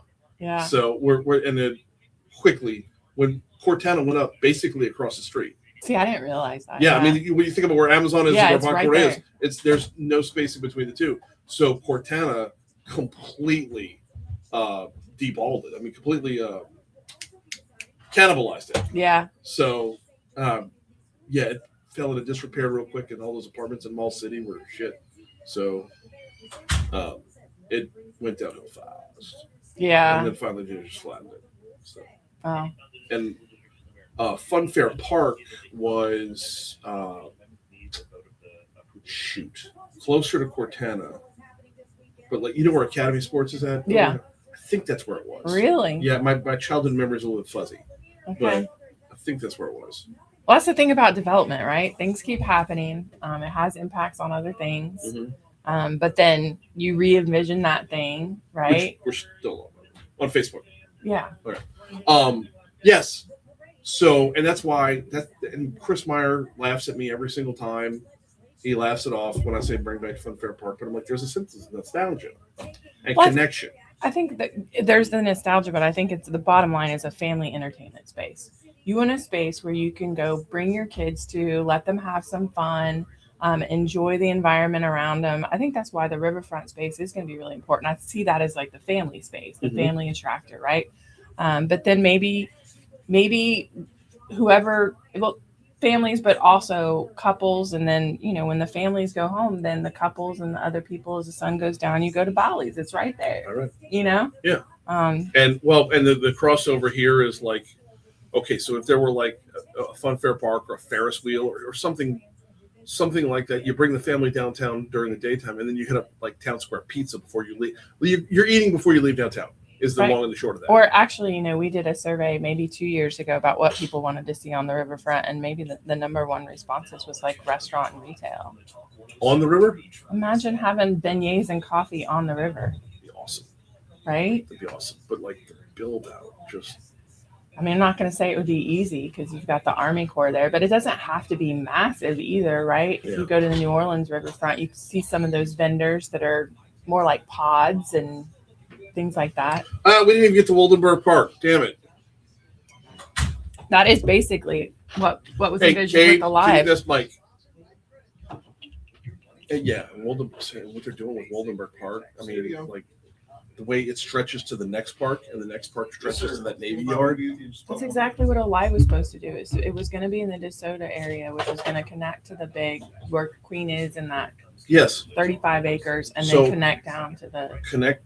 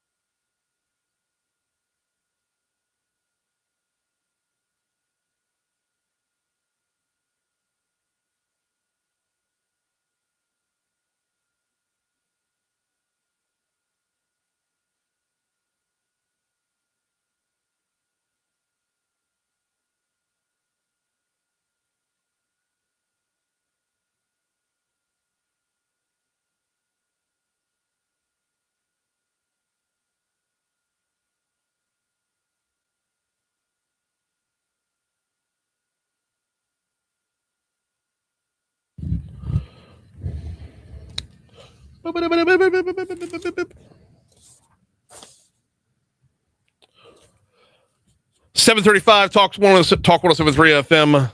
Mornings with Brin Haldane rolling right along. Before we check into the state capitol, shame on me, and at the same time, a shout out to Deborah Todd, who reminded me the USS Kid is both an attraction and an event space. And yeah, we got to get the kid home, y'all. It's really starting to show that out of sight and out of mind do correlate. So USS Kid's return, triumphant return, is in the very, very near future. The Baton Rouge riverfront about to be put back to the way it's supposed to be by having the kid in her home. So big shout out to the upcoming return of the USS Kid. All right, now it is time to check in down in the over in the state capitol. I shouldn't say down in because they're just across downtown. State Representative Mike Melerine's on with us. How are you, sir?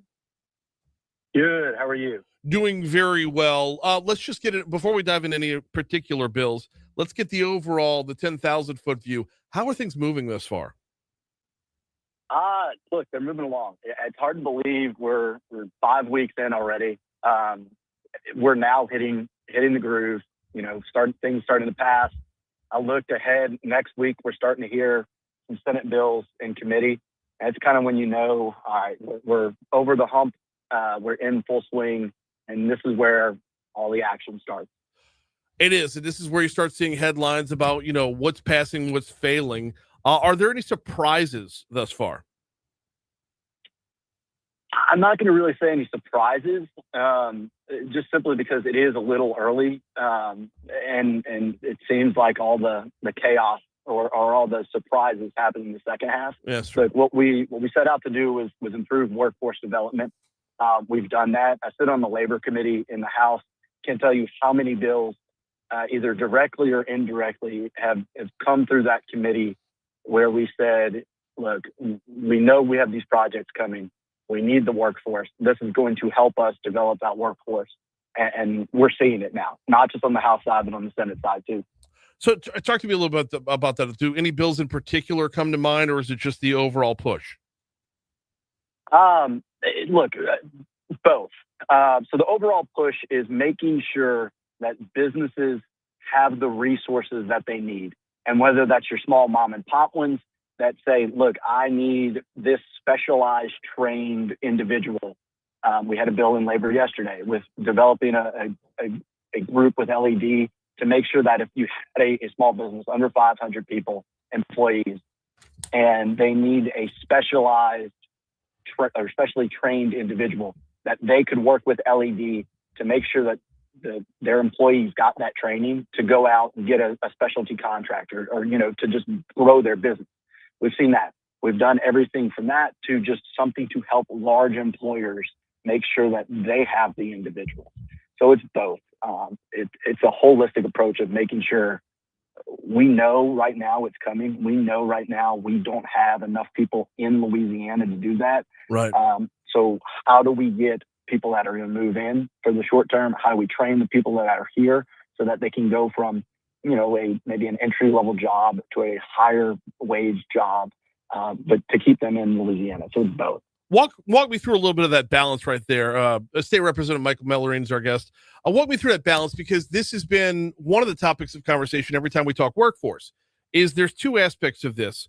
We want to make sure we have jobs for the people who are here, and we want to make sure the people who are here are trained for the jobs. But we also want in-migration. There needs to be a secondary goal of, the way I put it, is getting our 7th congressional seat back. But that has to be at least a part of the discussion as well. So how do you compare and contrast those two priorities? Yeah. So for example, and I agree with you, we need both. Let's take the Meta facility up in Northeast Louisiana. Mm-hmm. It's going to require a lot of electricians, HVAC individuals, plumbers, things like that. The goal needs to be to train Louisiana residents to get and fill those needs. However, we need them now. And we don't have enough of them, those types of skilled trade individuals in Louisiana. So we are going to have to bring some of them in. Now, the key is when we bring them in for that one project, let's not let them leave. Let's figure out a way to make sure they enjoy Louisiana, which, look, having spent time in Monroe and knowing some of the people up there, once they get there, I think they're going to like it. But the bigger thing is, okay, if you have just that one project, say they come in for that.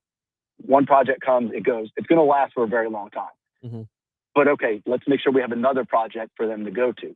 And that is where everything that we're doing and have done in the past 2 years comes into play. Because the goal needs to be short term, let's bring some of those people in, get them to stay. Long term, let's start training. And going back to my time on Bessie, that's what we did. When I got there in 2021, we started the focus on, or they had started, and we really kicked it up a notch. Let's make sure that our high school students are trained. So it's a holistic approach. You got to look at a short-term and a long-term solution to this. How do you set that up differently, though? I mean, let me re-ask this, because using Monroe as an example, how do you? I'm going to use how do you set the hook to make sure they stay here? Like, as opposed to just being a hired gun that comes in, does the one job and rolls back out again? Yeah, so part of it is make sure they have other opportunities. Make sure that they know, look, if I come in here, I can switch from the meta facility to the next thing in Monroe. Second, you have to show them that they have a good quality of life to make them want to stay. And that's things like improving your schools, improving your communities. So lowering crime, looking at the tax structure.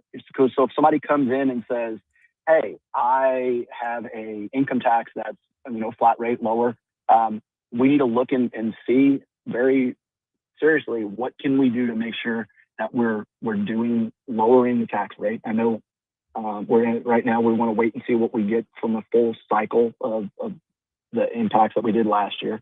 But it's a holistic, it's not one thing, it's a quality of life, and that we're doing those things in Louisiana right now in the legislature. Talk with State Representative Michael Melerine. All right, so early focus on workforce. What's second focus? Again, just improving that quality of life. So you've seen things such as criminal justice reform, some court reform, things like that. You've also, we're continuing the conversation on insurance. We are also looking at, and some bills have started making their way through on workers' comp reform. So businesses want to come in, lowering the cost of business to do business in Louisiana. If you can do all those things, we can pay better wages. Go back to what we were just talking about. How do you make sure those people stay if they can pay better wages? So when you start adding all those things up, that's where we're going. It's not, it all comes back to improving the lives of everyday citizens. And that's where we're going in the second half of this as well. All right, let's walk down the insurance path a little bit, because you've put pen to paper to get some pretty significant legislation through in the past. Where do you see the highlights of this session on the insurance front? So I know when I was on 2 months ago, I said I think it was going to be more of a tweaking type of session, and that's where it looks like we're going. Unfortunately, this week we had 2 bills in the House committee, and both of them failed to get out of committee. Yep. And so just my initial thought, it looks like that's what we're going to do. And there are some tweaks that we're doing, some cleanup things. But it looks like the kind of push that we had last year, the big changes, we're not going to have that same push this year. Well, and we saw one take a hit just yesterday in committee. Is there legitimacy to the? There was a worry before the session started that there might be a little insurance fatigue. There might be a little legal reform fatigue, that we're hammering home on the same thing over and over and over again. Is that coming to fruition? I don't know if it's fatigue or if it's what I said is everybody wants to see, okay, where are we at? And we're continuing the conversation. And I think for us, the people that have written those bills, and again, I don't want to speak for everybody. For myself, we need to continue to have the conversation. We need to continue to say, all right, we've seen the impact work in the private auto side, but the commercial auto side is not seeing that same impact. So let's continue to have that conversation on what can we do to lower commercial auto, because they've not seen a decrease. Right. And the commercial auto, those are your employers. Mm-hmm. And so we need to make sure that they can get some relief and that they can come and do business and start bringing more business back to Louisiana, because it's payroll taxes. That's, people that live in Louisiana, that puts food on people's tables.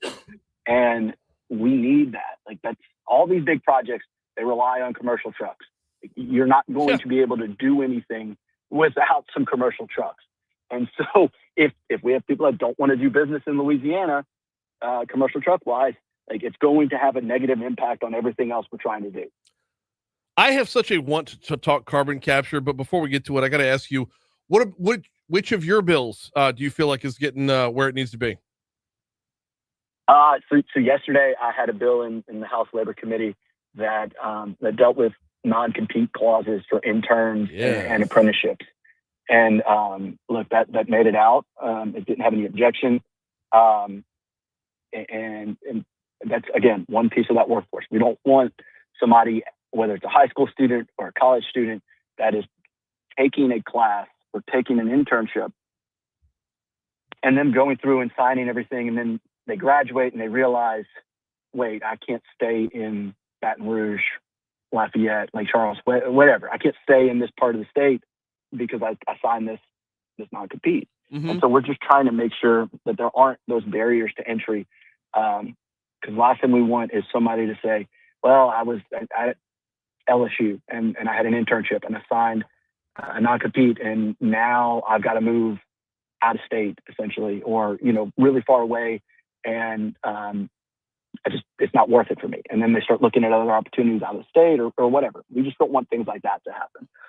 So that one got it. And for me, that's the most recent one. So let's roll with that. We've only got 2 minutes left, but I want to roll with that for just a quick second, because the counter argument is, if you want an internship that is of value, if you're getting something out of the internship, you're going to become privy to trade secrets, company secrets, things that you can't carry with you out of there. So how do you walk that balance of making sure the company is putting you to work and actually teaching you something versus the company protecting their own, turf? And by the way, as a side note, I just hate non-competes as a general rule. Yeah. So yes, to address that, yesterday, we put an amendment on it that said a company can prevent you from disclosing trade secrets, proprietary information, their intellectual property, those things, for that exact reason. Because there is that fine line between saying you can't go work in the same field and you can't take my intellectual property. And that's a very legitimate, because we don't want people doing that. We don't want corporate espionage to be sanctioned in the state, essentially. And so we did put an amendment on there saying you are allowed to restrict somebody from stealing your secret sauce, so to speak. You just can't stand in the way of them getting a new job. Man, I knew walking down that road was going to keep us from talking carbon capture. We'll have to pick it up on that front. Well, let me ask you a simple yes or no question. Two of them. Number one, are the carbon capture bills as hot as they're going to be right now as far as debate's concerned? And part two of that question, are they getting in the way of other legislation? So the answer to both of them is I don't know. Okay. That's a fair answer, because we only have 10 seconds left. So that's a perfect answer for that right now. He's State Representative Mike Melerine. We'll get you back on in very short order for a recap on all of it. We always appreciate the time, man. Talk to you soon. All right, man. Thanks. Thanks. Coming up on 750 at Talk 107.3 FM. Here comes Your Money Now.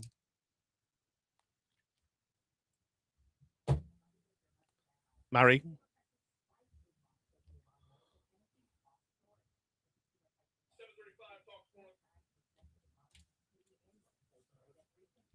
With Brin Haldane rolling right along. Before we check it, it's really starting to show that out of sight, out of mind, Riverfront about to be put back to the way it's supposed to. Good. How are you? State Representative Mike Melerine on with us. How are you, State Representative? I thought you said that you were all right.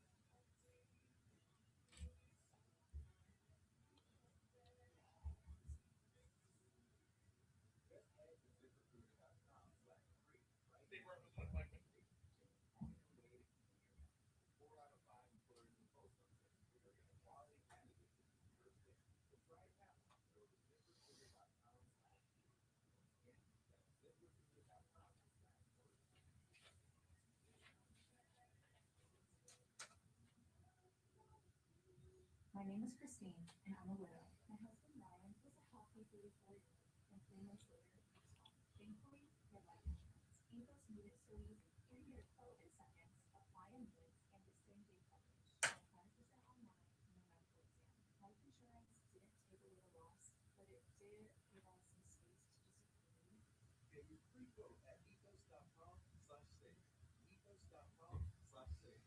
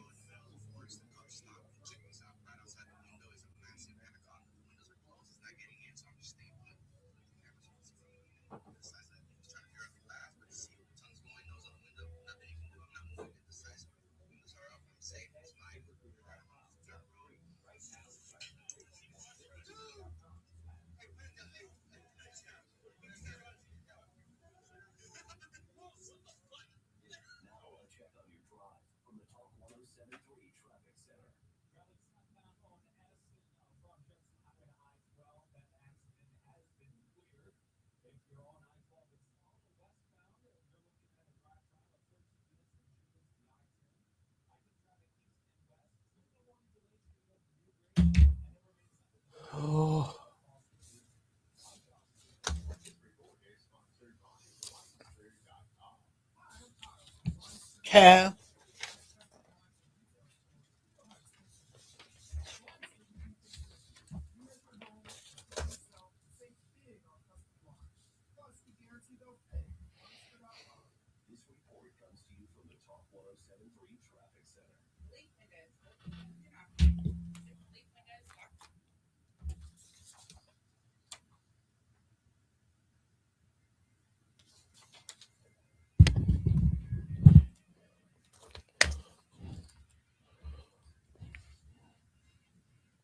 Seven 7:55 Talk 107.3 FM at WBRP. Manship Theater rolls out the red carpet April 16th for a special evening with Leanne Rhymes.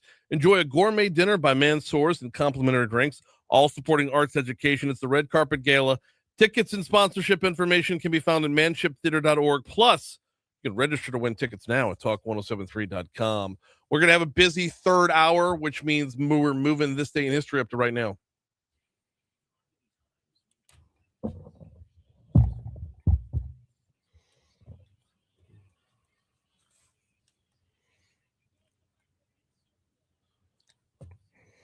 All right, Kate, I got you with the abbreviated 4.5-minute version. Let's roll. All right, the year 837. You remember that one? Halley's Comet passes the closest it's ever to Earth. Yeah, in recorded history. Yeah, but the cell phone pics on Instagram were terrible. Not good at all. Should have got the 17. In 1790, the U.S. patent system is formally established, encouraging Americans to invent, innovate. Love it. Go out. Love it. Do stuff. Absolutely. 1803, Napoleon, remember that guy? Yeah. He renounces the French colony of Louisiana, which clears the way for the Louisiana Purchase. Love it. Which would double the size of the United States. He had no idea we'd be putting carbon in the ground, though. That's... I don't know if he would changed his mind at that point. That's why he got rid of it. He knew that one day we would put the air that we exhale underground. 1849, you'll like this. Walter Hunt patents the safety pin, later selling the rights for just $400. $400? Yeah, that's it. All right. Yeah. Hey, this day, 1834. Yeah. French Quarter. The fire at Madame LaLaurie's mansion. Oh. Oh, yeah. Yeah. 1840. Oh, I already did that one. Okay. 1912. The Titanic leaves Southampton, England on its maiden voyage. Its only Spoiler voyage. alert.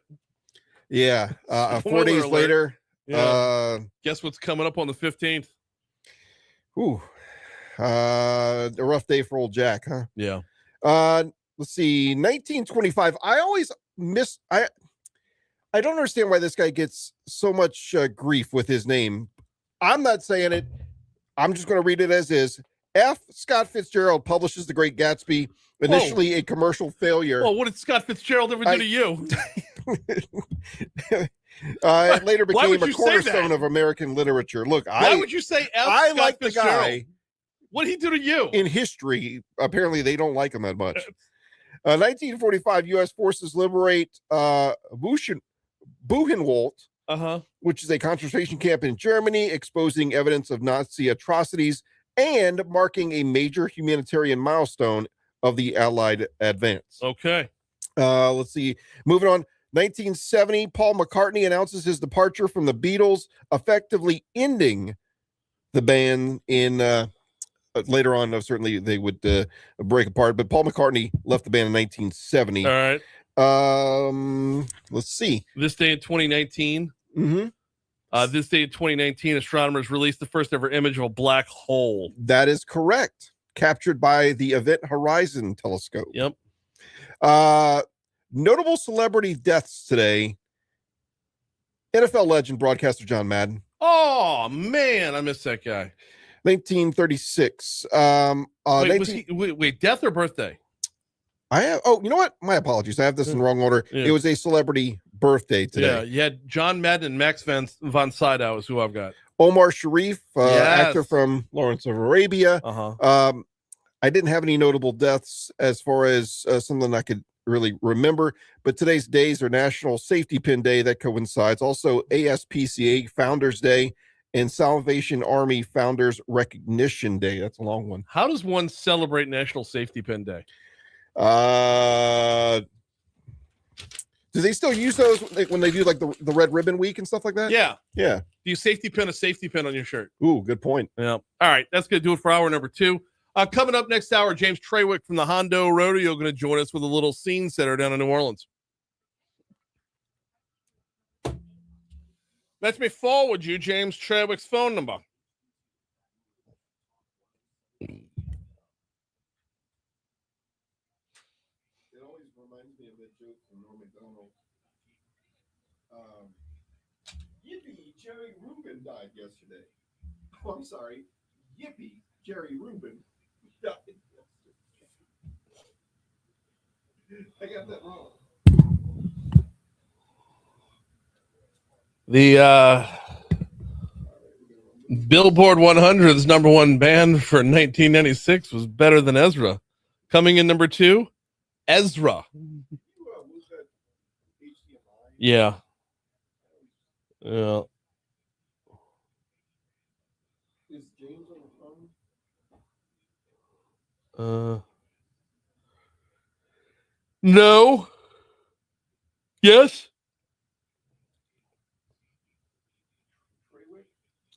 Yes. He will be as soon as you call him.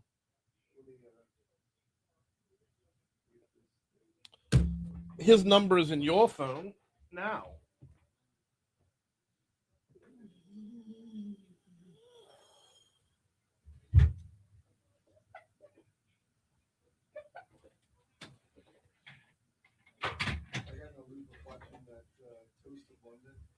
Oh, yeah? Like the actual show? No, I haven't found the show. I just find clips. Yeah. And there was one episode where like they were doing something about names of towns, and it was a 700-page book. Oh, God. And they just left. But the best is just, I can hear you, Klim Fandango, and he hands on the button and leaves it. You gotta push the button, you donut. Hey, Steven, it's Klim Fandango. Steven, can you hear me? Can you hear me? It's Klim Fandango. Can you hear me, Steven? It's a great name. James. We don't have like tape or something. Got Moon's Diet Cokes. Oh, I need to put I was joking with Lana about this yesterday. I need to put a warning sign on the Diet Cokes. It says danger, contains CO2.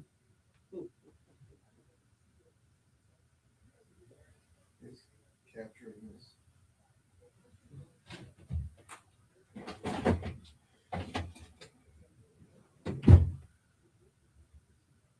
I'm looking for tape. Well, it'll sit there behind that. I'll find tape later.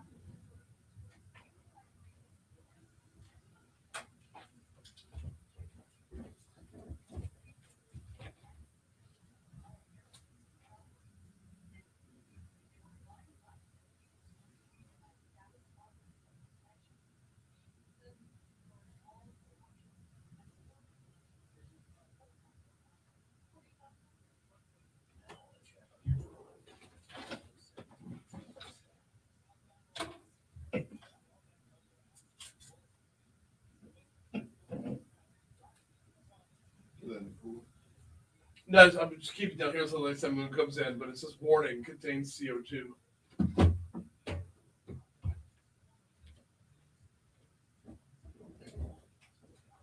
No answer? No answer yet. All right, well, we can riff for a little while. Let me text him. Boop, boop, boop, boop, boop.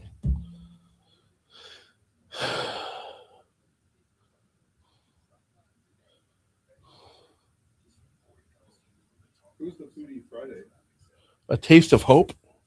Oh.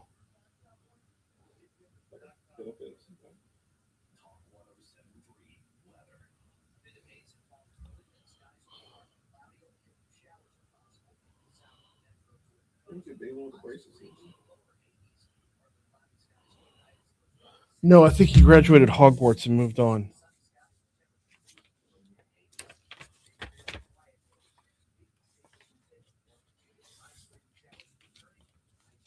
I sent him the hotline number.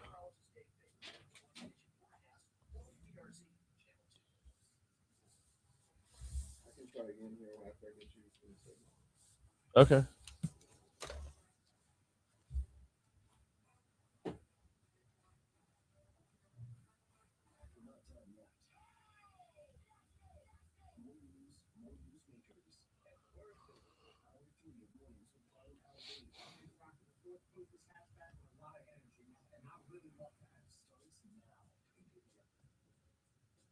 Mm-hmm.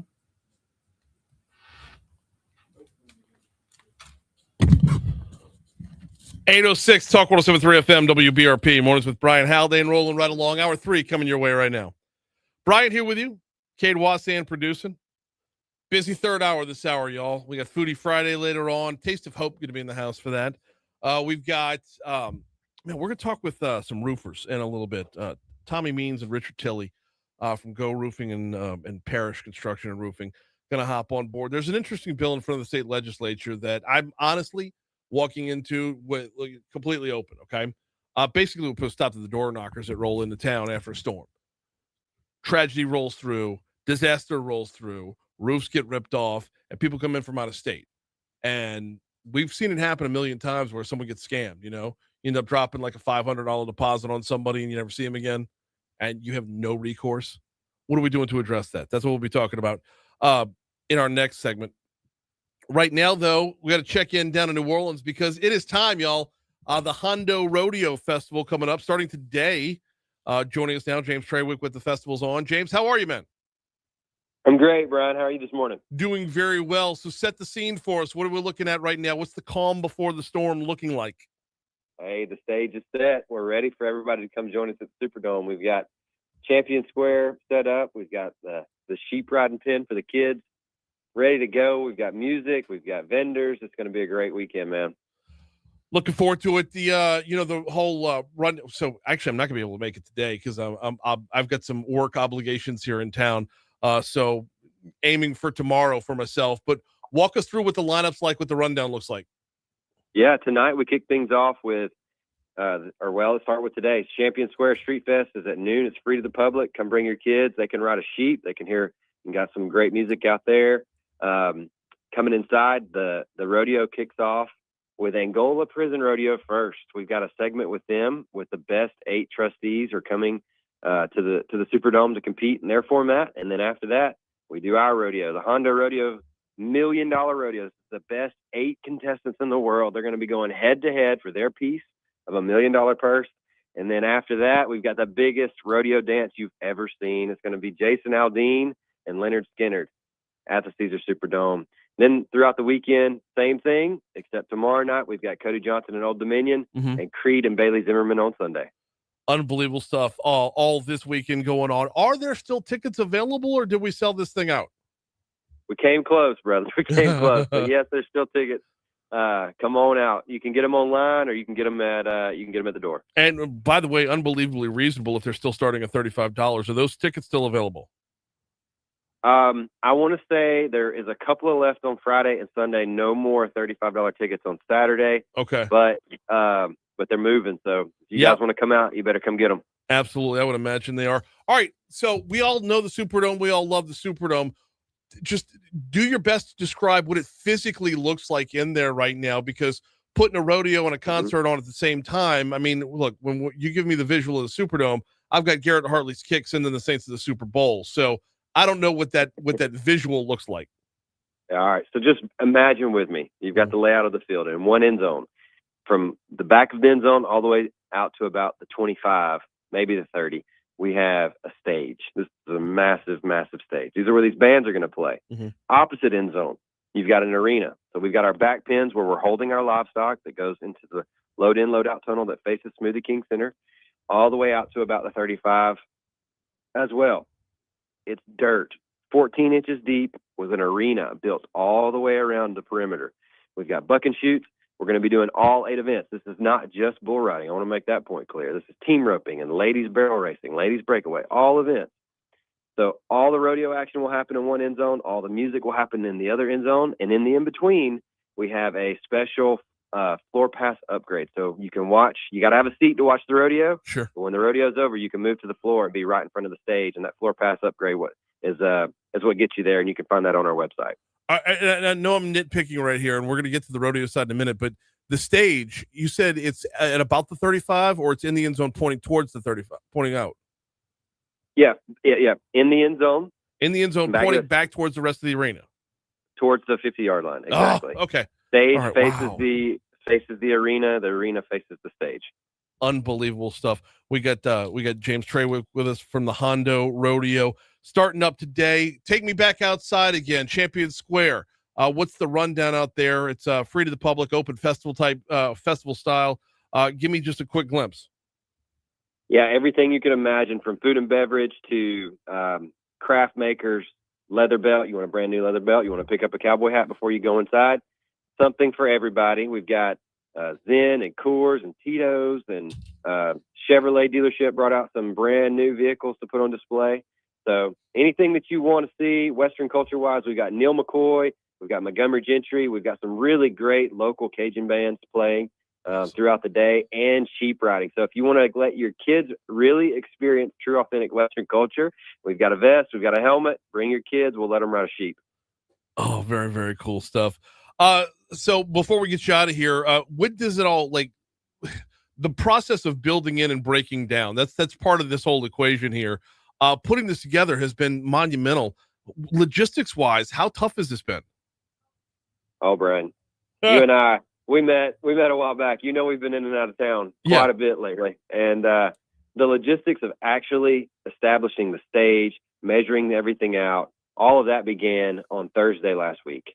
But the planning process that led to this moment is a year long. This is quite the undertaking, and we've had hundreds of people here since Thursday last week working on building out the stage, hanging trusses, LED boards, making this show as grand as possible. This is the Superdome. We're going to put rodeo on in the Superdome. This has got to be the best of the best in every respect, and that's exactly what we did. But it was quite the undertaking, and hats off to you, Brian, for helping us get the word out, man, and joining us at LSU. We were out there with that activation, and thank you for helping us spread the word. So yeah, I did not know that I was going to be able to actually utilize a rope and do so. I wouldn't say proficiently, but I wasn't a total moron. Hey, ladies and gentlemen, Brian, he showed up and he showed out. We had a roping display out at LSU's campus. We were kind of doing some ticket giveaways with some students, and Brian showed up and he roped the dummy in like the second try, I think, is what it was. It was pretty impressive for a guy who had never done that before. So, Brian, I think you're a natural, and if you ever want to retire, you come join us on the rodeo, man. To be fair, I was close enough to it to tackle it, but I will take the compliment as given. Yeah. This is true. But hey, it's all fun. No, it's good time. And we're going to be able to do stuff exactly like that out here at Champion Square on the Street Fest. If you want to experience it yourself, just like Brian did, come on down, and it'll be a great weekend of fun. Hondo Rodeo kicking off today. James, we always appreciate the time, man. Looking forward to a great weekend out there. Thank you, Brian. We'll see you Saturday, man. Yep, we'll see you then. James Trawick with the Hondo Rodeo Festival going on at the Caesars Superdome. Look, this is 14 inches of dirt, he said. 14 inches of dirt being put down on the Superdome floor. When you think about it, you think about putting on the show and whatnot, right? But when you talk about actually having the rodeo events, it's got to be right for the animals as well, right? I assume that's why you have that level of a foot and 2 inches worth of dirt. Good stuff. Are you going? Let me know over on Facebook Live. We're live on Facebook every single day, courtesy of Lake Urgent Care. Are you going to the Hondo Rodeo? Let's chat right now. On air, taking a quick break. On Facebook, we'll chat a little bit, but on air, taking a quick break. Let's talk roofers next. Who is that on the hotline? Do you know which one? That's Bovard. Hey, Darren. Hello. Hey, Darren. Hey, did you see the text from Glorioso? Is he coming on too?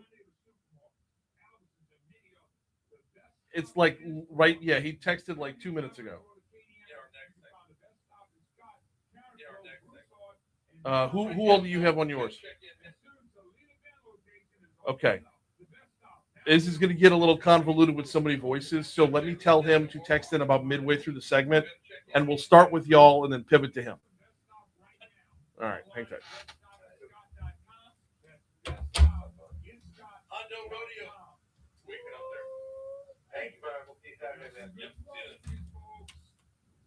Louisiana's big weather can mean big damage to your roof. Our team offers free inspections and guarantees your satisfaction.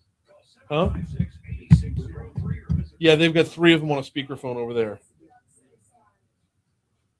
What if improving your own health could help others too? At Pennington Biomedical Research Center, scientists are studying obesity, diabetes, and heart disease to help families live longer, healthier lives. But progress depends on volunteers from our community, people just like you here in Baton Rouge. This year, join a clinical trial and become part of research that improves lives here in Baton Rouge and around the world. Learn more at pbrc.edu/clinical trials. That's pbrc.edu/clinical trials. Discover what's driving Louisiana's economy on the all-new Louisiana Business and Industry Show with Gordy Rush and Tim Johnson. Great conversations with government and business leaders from around our state. Find us on Apple Podcasts, Spotify, or Talk1073.com. Now a check on your drive from the Talk 1073 Traffic Center. Southbound on S and approaching I-12, that earlier accident. All right, he's Representative Glorioso is going to call in about 5 minutes or so. Huh? State Representative Brian Glorioso is the guy that wrote the bill. Yeah. Oh, we're swinging with it, man. We're rolling with it. Yep. Keep it moving, boss.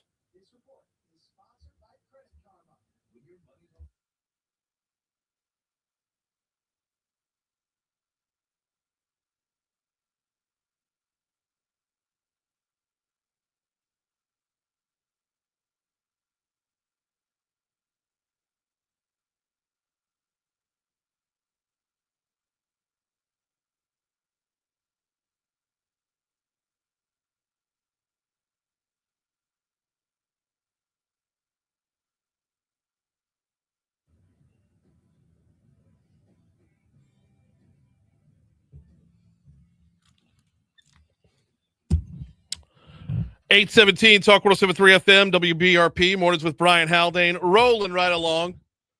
All right, we're gonna have a busy segment right here. Like broken down into the segment, it's going to be super busy because we're gonna hear from a whole bunch of folks all at once. Really, there is a bill in front of the state legislature that would potentially change the way you are solicited post disaster. Storm rolls through town, roofs get ripped off. Independent roofers come in from wherever around the country. They're knocking on doors. You have no idea their background. Should we be changing that? Should we be looking at that? We are joined right now. Did I punch the right button? We're joined right now by Darren Bovard, Tommy Means, and Richard Tilley. Fellas, welcome aboard. How are you? Good, Bob. Good morning. Thanks for having us.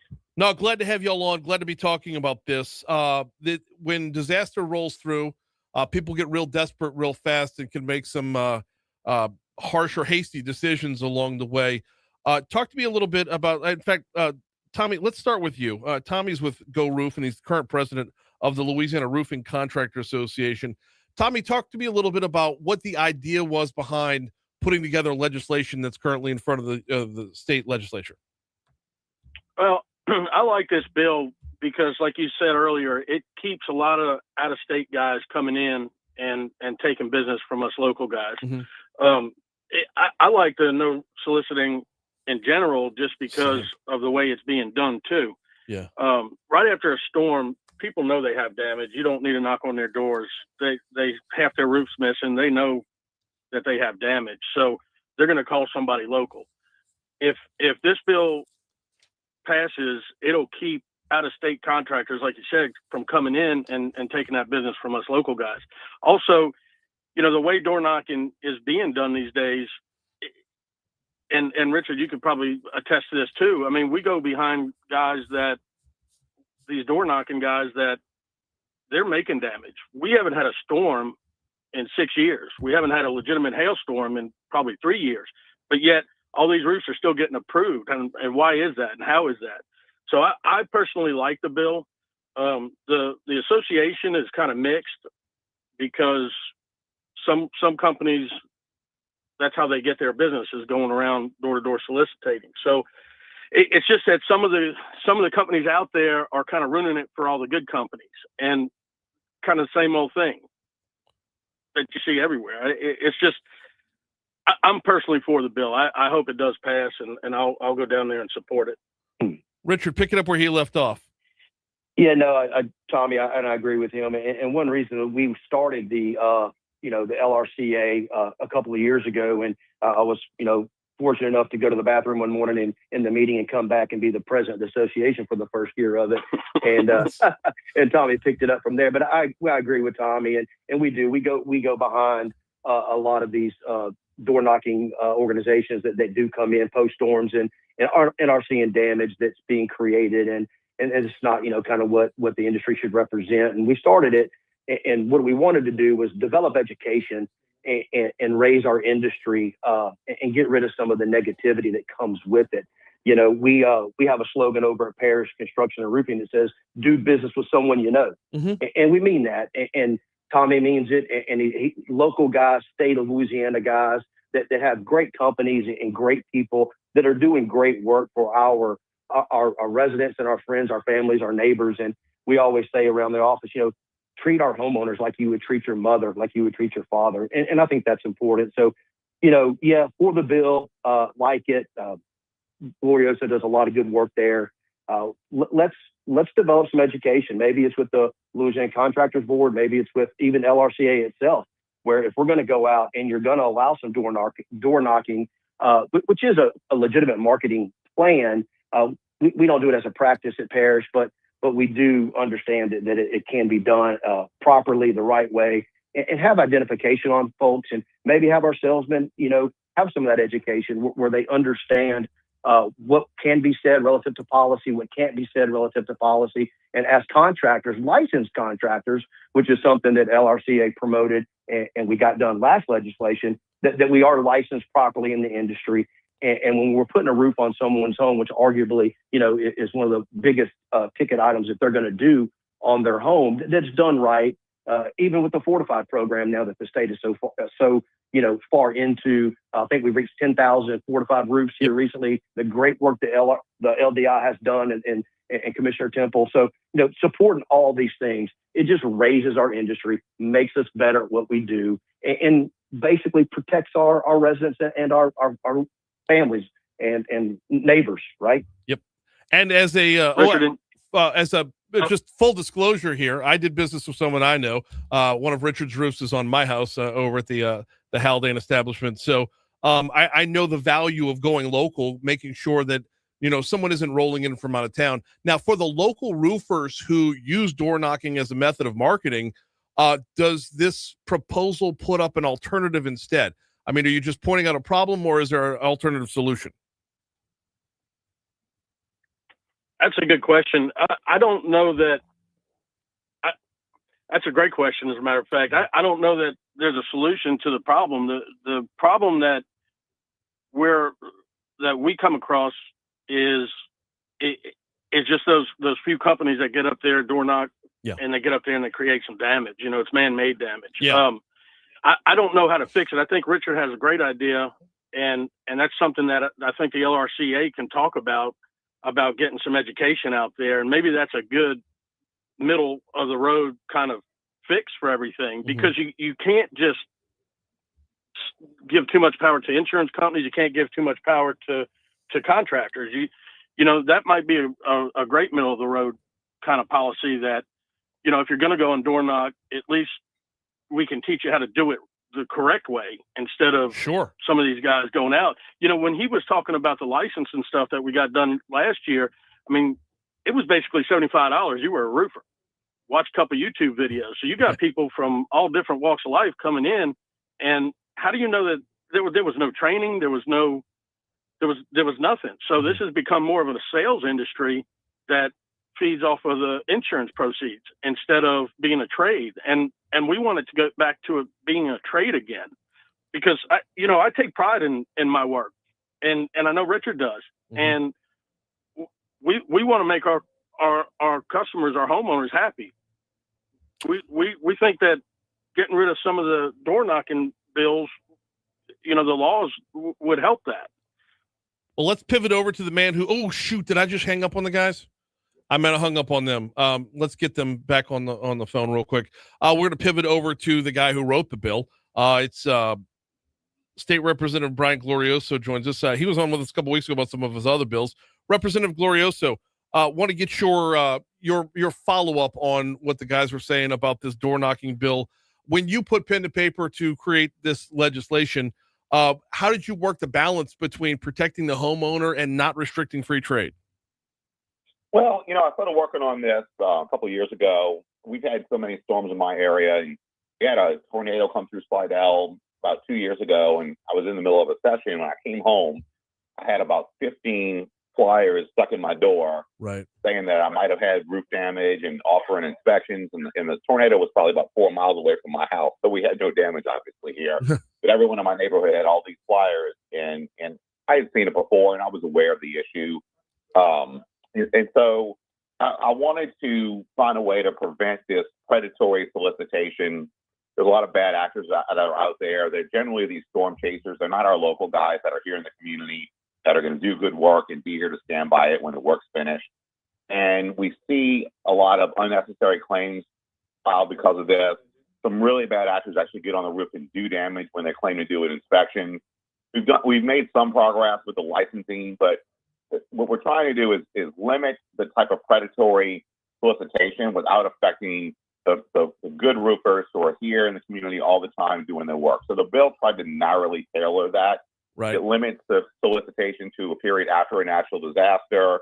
And specifically, it also limits it relating to going around and saying you might have hail damage. That's where we see a significant amount of the insurance fraud is created in these fake hail claims or unnecessary hail claims. So we're really trying to target as narrowly as possible the bad behavior and not affect the good roofers who are in the community and who are doing good work all the time. And who, more importantly, are going to be here to stand behind their work after the job is done. What about the immediacy of need after a storm? Because that's where, when volume goes up, the number of local roofers, it can be a little finite there. So how do we address the immediacy of need when the homeowner might say, you know, I'd like to hang on and get Parish Roofing out here or Go Roof out here, but I need a roof now, dadgummit, and this guy from Oklahoma is standing on my doorstep.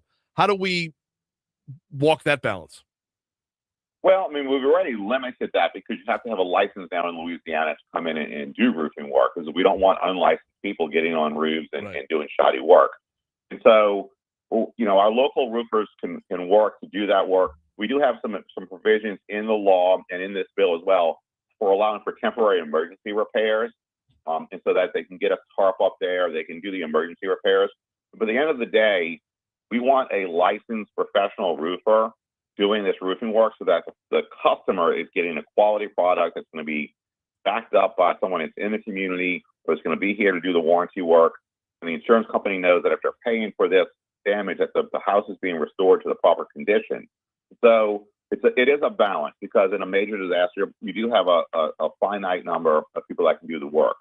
But I think it's more important to ensure that we can do the emergency repairs and then get solid work done, that people aren't signing contracts that lock them in to bad work and there's no one to stand behind it. because that hurts the profession and it hurts the insurance market and it hurts our customers and our citizens. Okay, so how much want is there for the bill, and how much understanding is there of the nuance and the balance within? Well, I think certainly my constituents want the bill.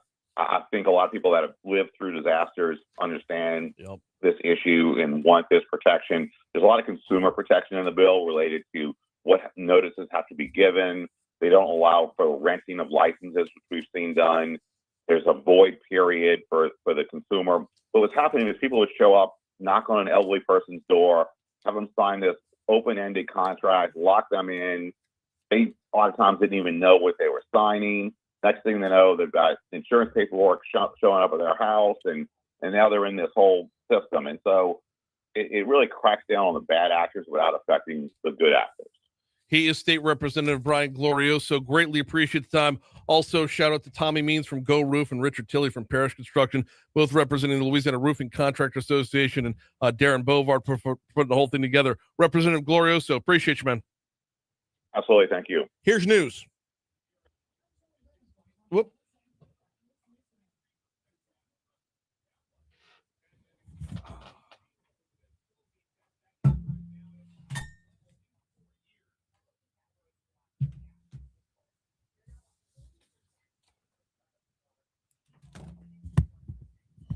That went better than I thought it would.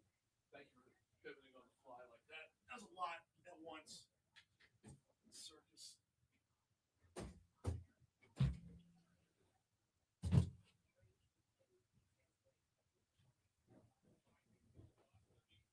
Hello. I did not. So we're ready to roll this? Move on. What are we doing? I got Ellen said, can you get his profile? I said, yes, that was a good conversation.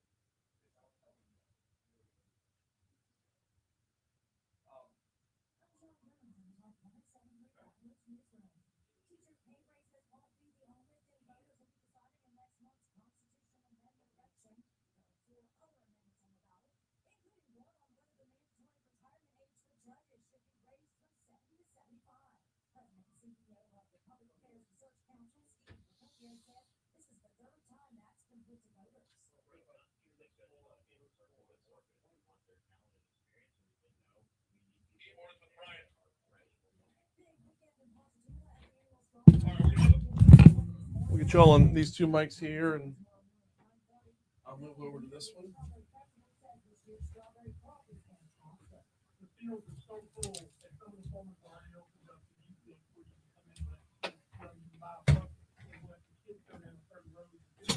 Brian, how's the band? Really good. Can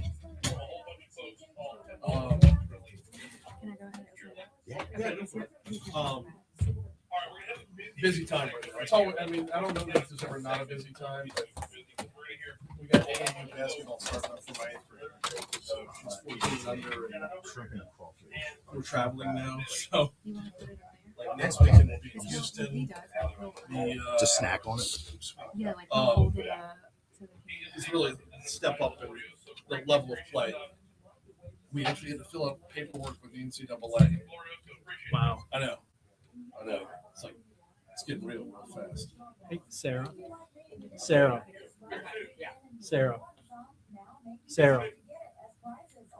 What is the street address for Industrialplex?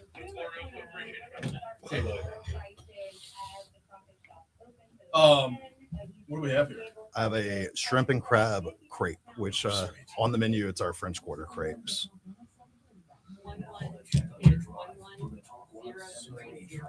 11030.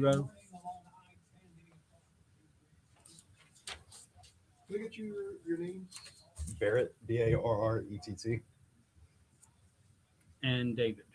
Is it David? Yes.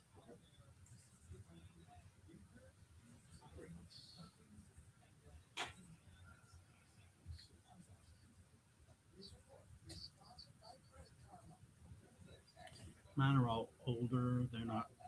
I've got one left in school. Right.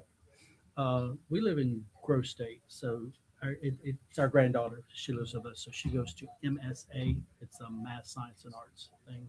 Oh, cool. She's 13, and I've had kids in school or someone in my house that I'm responsible for the past 29 years. Wow. I'm done. I would guess so. With homework and that's why I have 4 dogs.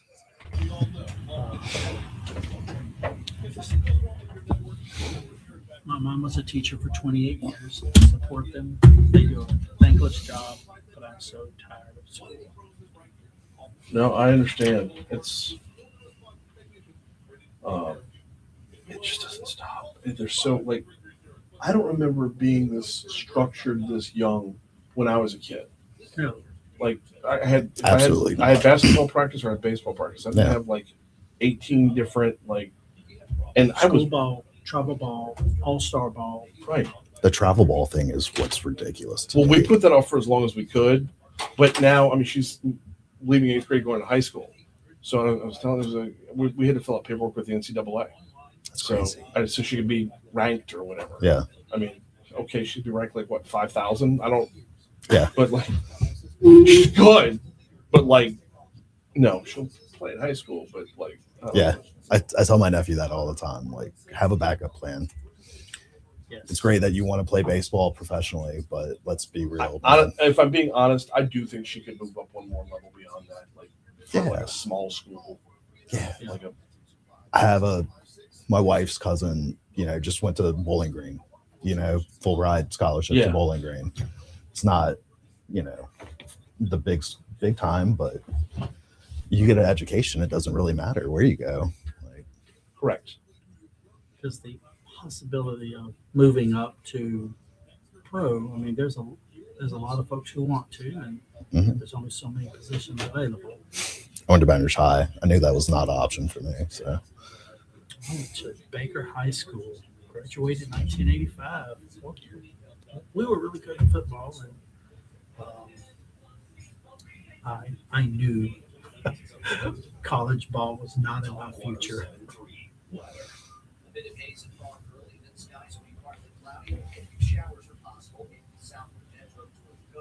Highs will reach the lower 80s. Partly cloudy skies overnight as lows drop to 60 over the weekend. I was glad they paused the bridge construction on Rosedale Road out our way. Mm-hmm. Oh, when I saw that they were going to do that, I told my wife, I said, life just changed for us, because when the interstate shuts down or gets crowded, we take what we call the back way. Yeah. And if they were to close that for over a year, that would be.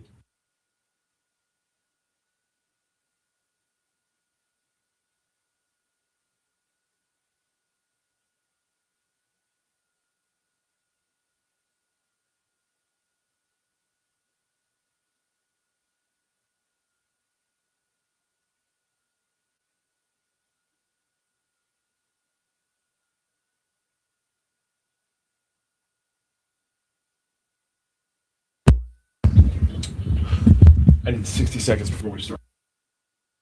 8:37 Talk 107.3 FM WBRP. Mornings with Brin Haldane, rolling right along.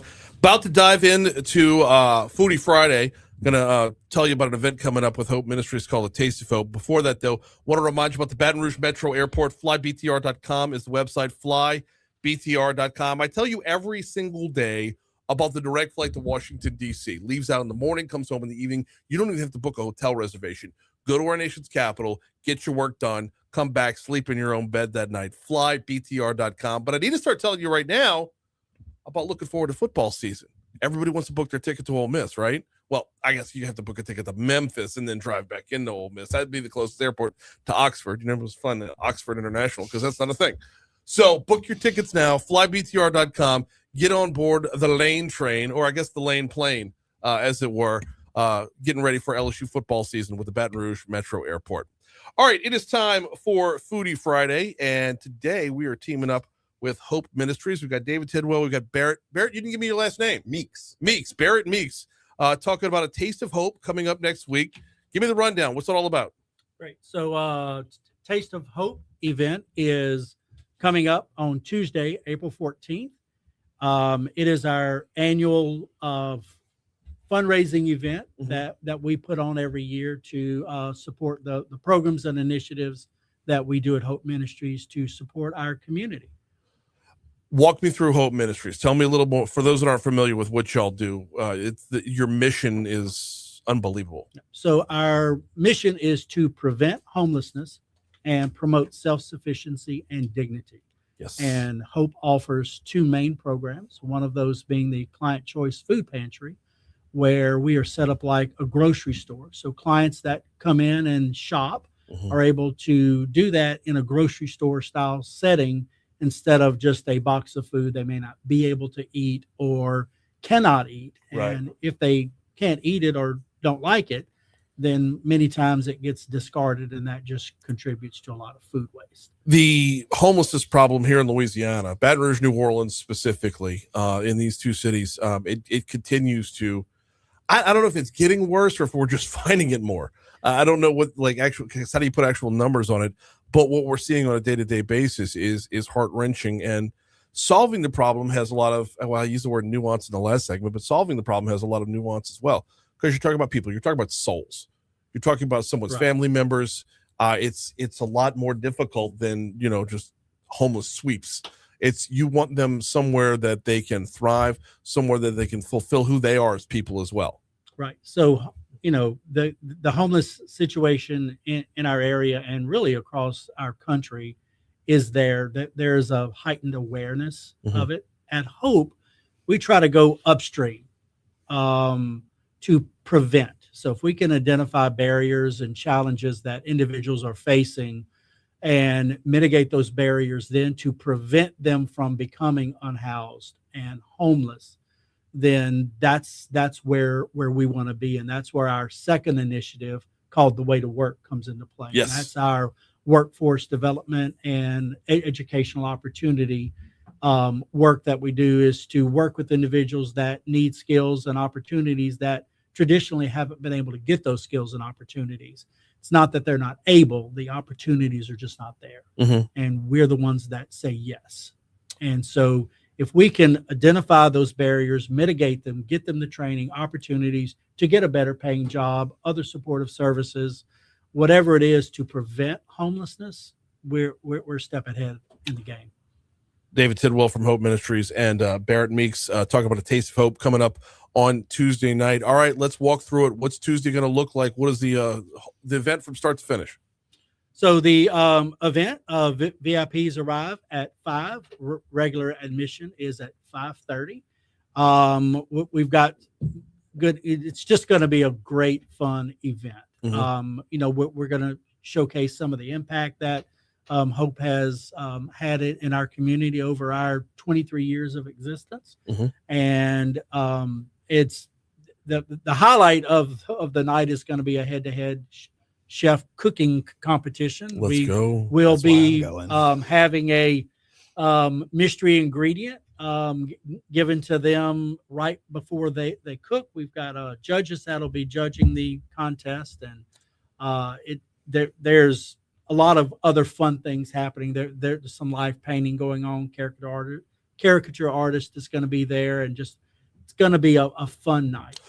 Mystery ingredient. I'm not going to ask you what it is, but I'm going to ask you, like, how outlandish is it going to be? Because sometimes you watch the Food Network and they get these world-class chefs in there, and like in the last second they're like, and here's a 10-pound gummy bear. Like, it's how out of the box are we looking here? So the mystery ingredient will be something that comes from the Client Choice Food Pantry. Okay. Yes. Yesterday was food delivery, and I went in the pantry to find something that would intimidate our two chefs, and I don't know about that. I found something, and I was completely unaware of what this was. Okay. All right. Now I'm not going to press any further. I'm intrigued. Tried. I'm intrigued. Now I'm going to leave it wanting more, because now I want to know more, but I'm not going to press. So, Barrett, I'm assuming you're in the competition, or you're okay. So, talk to me a little bit about how you approach something like this when you have an unknown. You kind of just have to wing it, and be confident in your abilities to transform anything they give us into something that's delicious. I know when they contacted me to join, my two questions were, who am I competing against? And Jim Urales from Oh, so all right, and then let's go. it was what's the competition, and it's anything between bread. So naturally, I was like, I know what I'm doing. Mhm. Like going against Jim, gonna do a taco.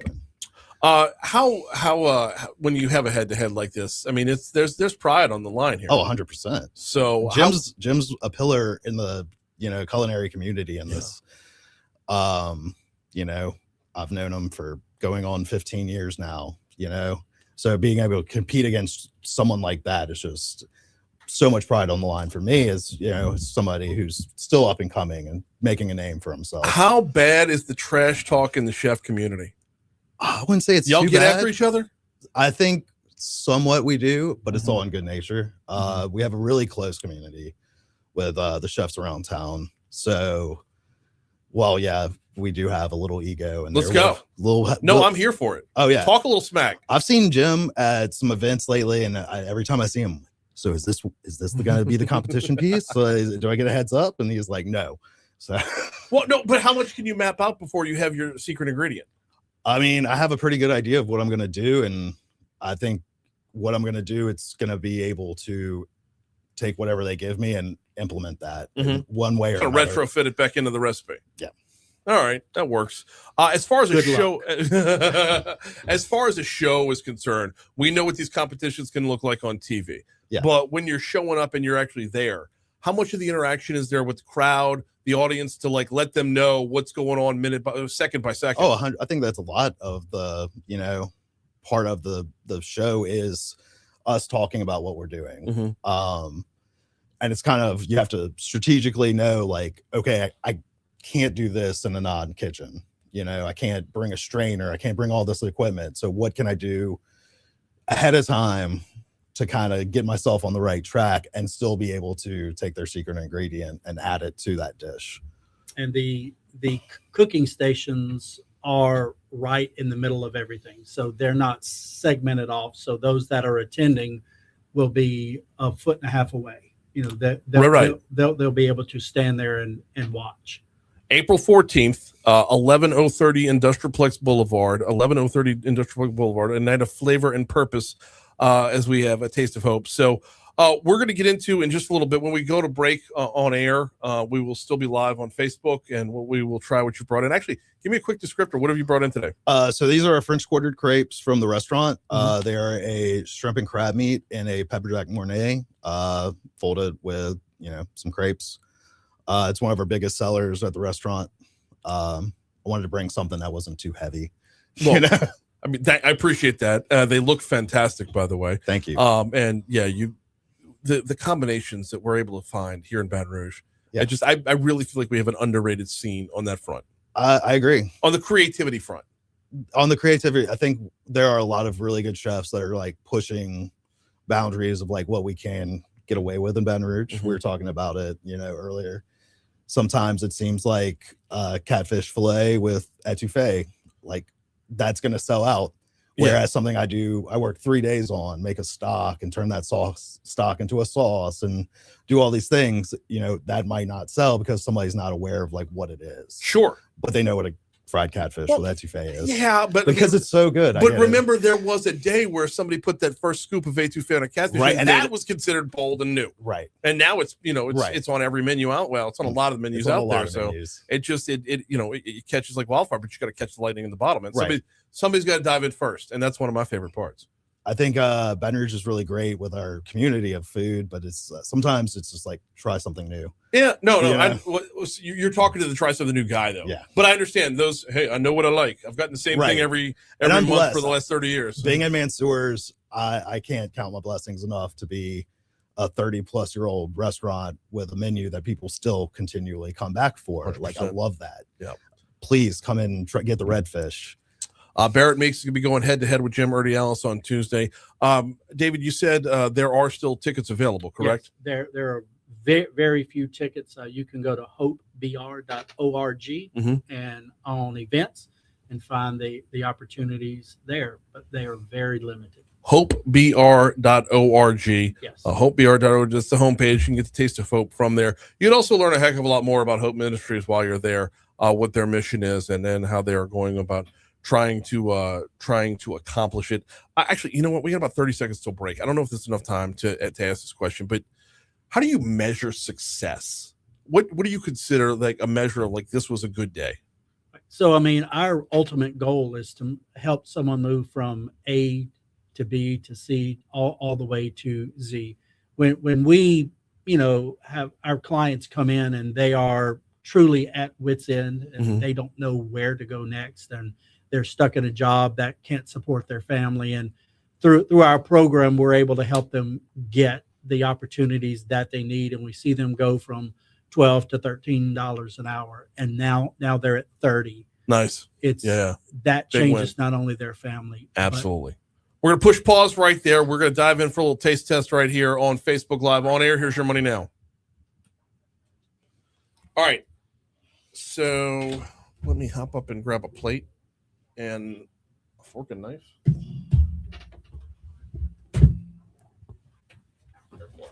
All right, it is so sore.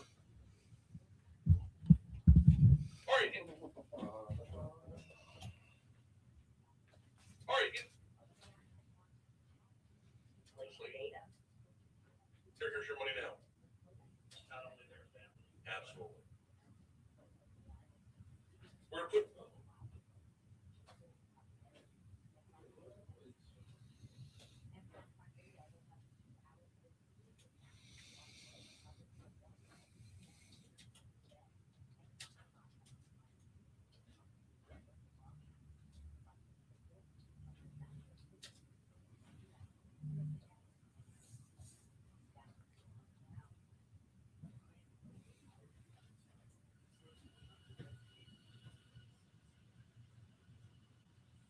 Jim called and he was like, "Is it at 10?" What's happening right now? all right. I'm just going to snag one out of the middle. Oh, yeah. Tell me one more time what all's in it. Shrimp, crab, and pepper jack mornay. And, oh, shit. And like a good crepe, I'm going to make it fall apart. Yeah. Shrimp, crab, and pepper jack mornay. What is mornay? It is a bechamel with cheese. Okay. Best way to describe it. Classic French, take your 5 and just build off of that. It's an increased amount of nay. Mornay. Boom, boom. I'm going to have to use that with Jason next time I see him. Were you at Rotary Wednesday? I was. How good was Marshall Falk? What a dynamic speaker. I really appreciate his comment about, when the gentleman asked, are they hurt or are they injured? And he's like, we just basically hold hands too much. Yeah. I mean, he says you feel hurt. A doctor says you're injured.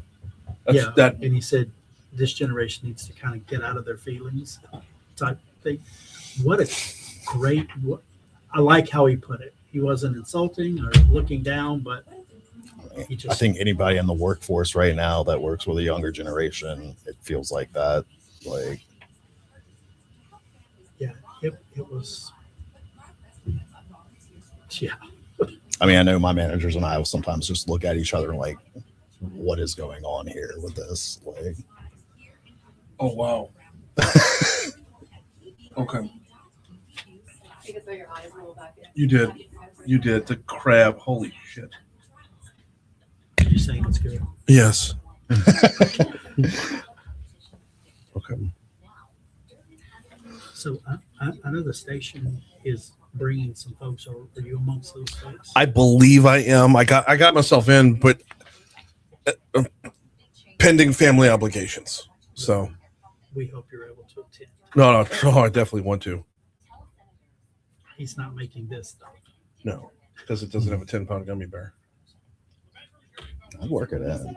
Just dice it. Anything between bread, is that what you So said? it's going to be some type of sandwich. Okay. Some sort of handheld. A handheld. Something. A Repa, Papusa, I just couldn't do a sandwich. I couldn't fill out 30 minutes on making a sandwich.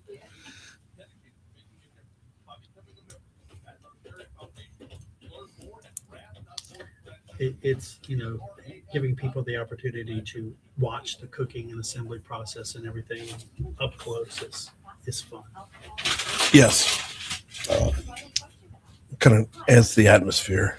The last time we held this event, the mystery ingredients were peanut butter and canned asparagus.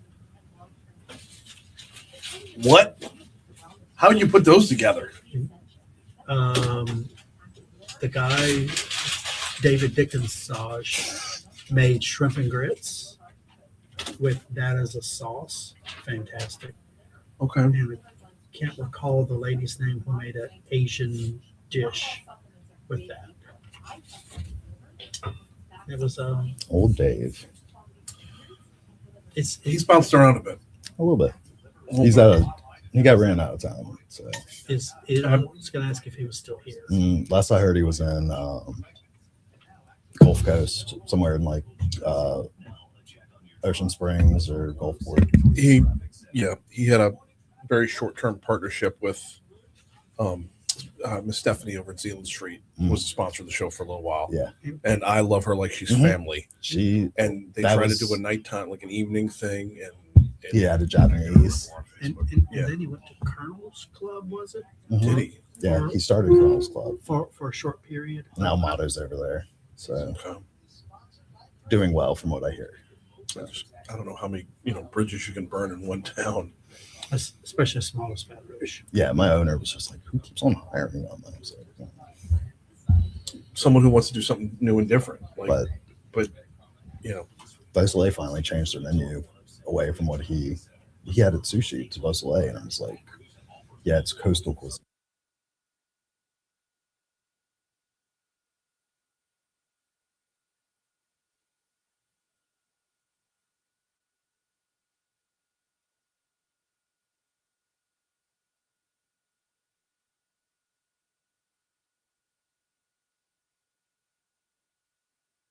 Foodie Friday rolling right along as part of Mornings with Brin Haldane. We've got the Taste of Hope coming up on Tuesday. The sauce on my finger. It's worst things to have. The Taste of Hope coming up on Tuesday. We got Barrett and David in with us talking Hope Ministries, talking a little bit about the menu for Tuesday. But y'all brought for us to sample it basically a shrimp and crab crepe. Yeah, our French Quarter crepes from Mansour's. Okay. Got the chance to do the taste test during the break. Oh my word! So first of all, the crab, it dominates the whole thing. Right. It pops out very, very quickly. I assume they're from Louisiana. Yeah. That's the rule, right? So the crab dominates the whole thing, but it gives way very quickly to how smooth and creamy that sauce. Tell me about the sauce. It's a pepper jack Mornay. So we would make a bechamel. Classic French sauce, and then bechamel's kind of like roux plus milk. Yes. Okay. White roux, milk, and then we add some seasoning, some vegetables, and pepper jack. So, some Romano. But like pepper jack is not very peppery on that end. I mean, you could tell there's seasoning in there, but it's not. I mean, we had some hot sauce. We had some other seasonings to help with that. But we also just don't want that. There's such a blend to it, though. What I'm saying is the sauce, it doesn't overtake the rest of. Right. I mean, your crab and your shrimp got to be the star of the show. Right. That's what you're paying for. Right. So the sauce just gets like smooth and creamy on the back end, right? Yeah. And it's not too just in your face. It's enough to accentuate the crab and the shrimp. And then the crepe, rolls it all together like that, almost like I apologize, I'm like a taquito. Yeah. I mean, basically. Yeah, it's a French taquito. So the how difficult? Don't tell me with a good time. Now I'm gonna have to go try that. What? Right? One of the parts of if you fried that on the outside, that's why I'm already. You switch the sauce over to a dip and man, we're working on it. That's gonna happen. For French queso, right? French queso, that's a good word for it. See, one of the parts of Foodie Friday is upping your game at home. How difficult is it for folks in their own kitchen to take on something like that? Oh, not difficult at all. If you're in Louisiana, most people know how to make a roux. Right. Most people know how to make a bechamel. They might not know it's called a bechamel, but they know how to do that. It's adding cheese to your bechamel. It's sauteing your shrimp, adding your crab, and adding your sauce. I just feel like ingredient-wise, you're not going to be all over your kitchen counter with 4,000 things. It sounds very doable. 7 o'clock this morning, one pan. So, we make 5 gallons of Mornay at a time. Well, sure. Yeah. One more time. Well, by the way, the overall review on that, that's 10 out of 10 right there. Could not put a better flavor combination together, and the crepe just it just accentuates it as well. One more time, details for Tuesday night given to us. Tuesday night, the 14th, starts at 5:30. Taste of Hope event to help support our programs and initiatives. Few tickets left. HopeBR.org. HopeBR.org is the website. HopeBR.org. Guys, Barrett, David, thank you all so much for hopping on board today. Fantastic time, fantastic cause. Looking forward to next week. That's it for us, y'all. Moon's coming up next.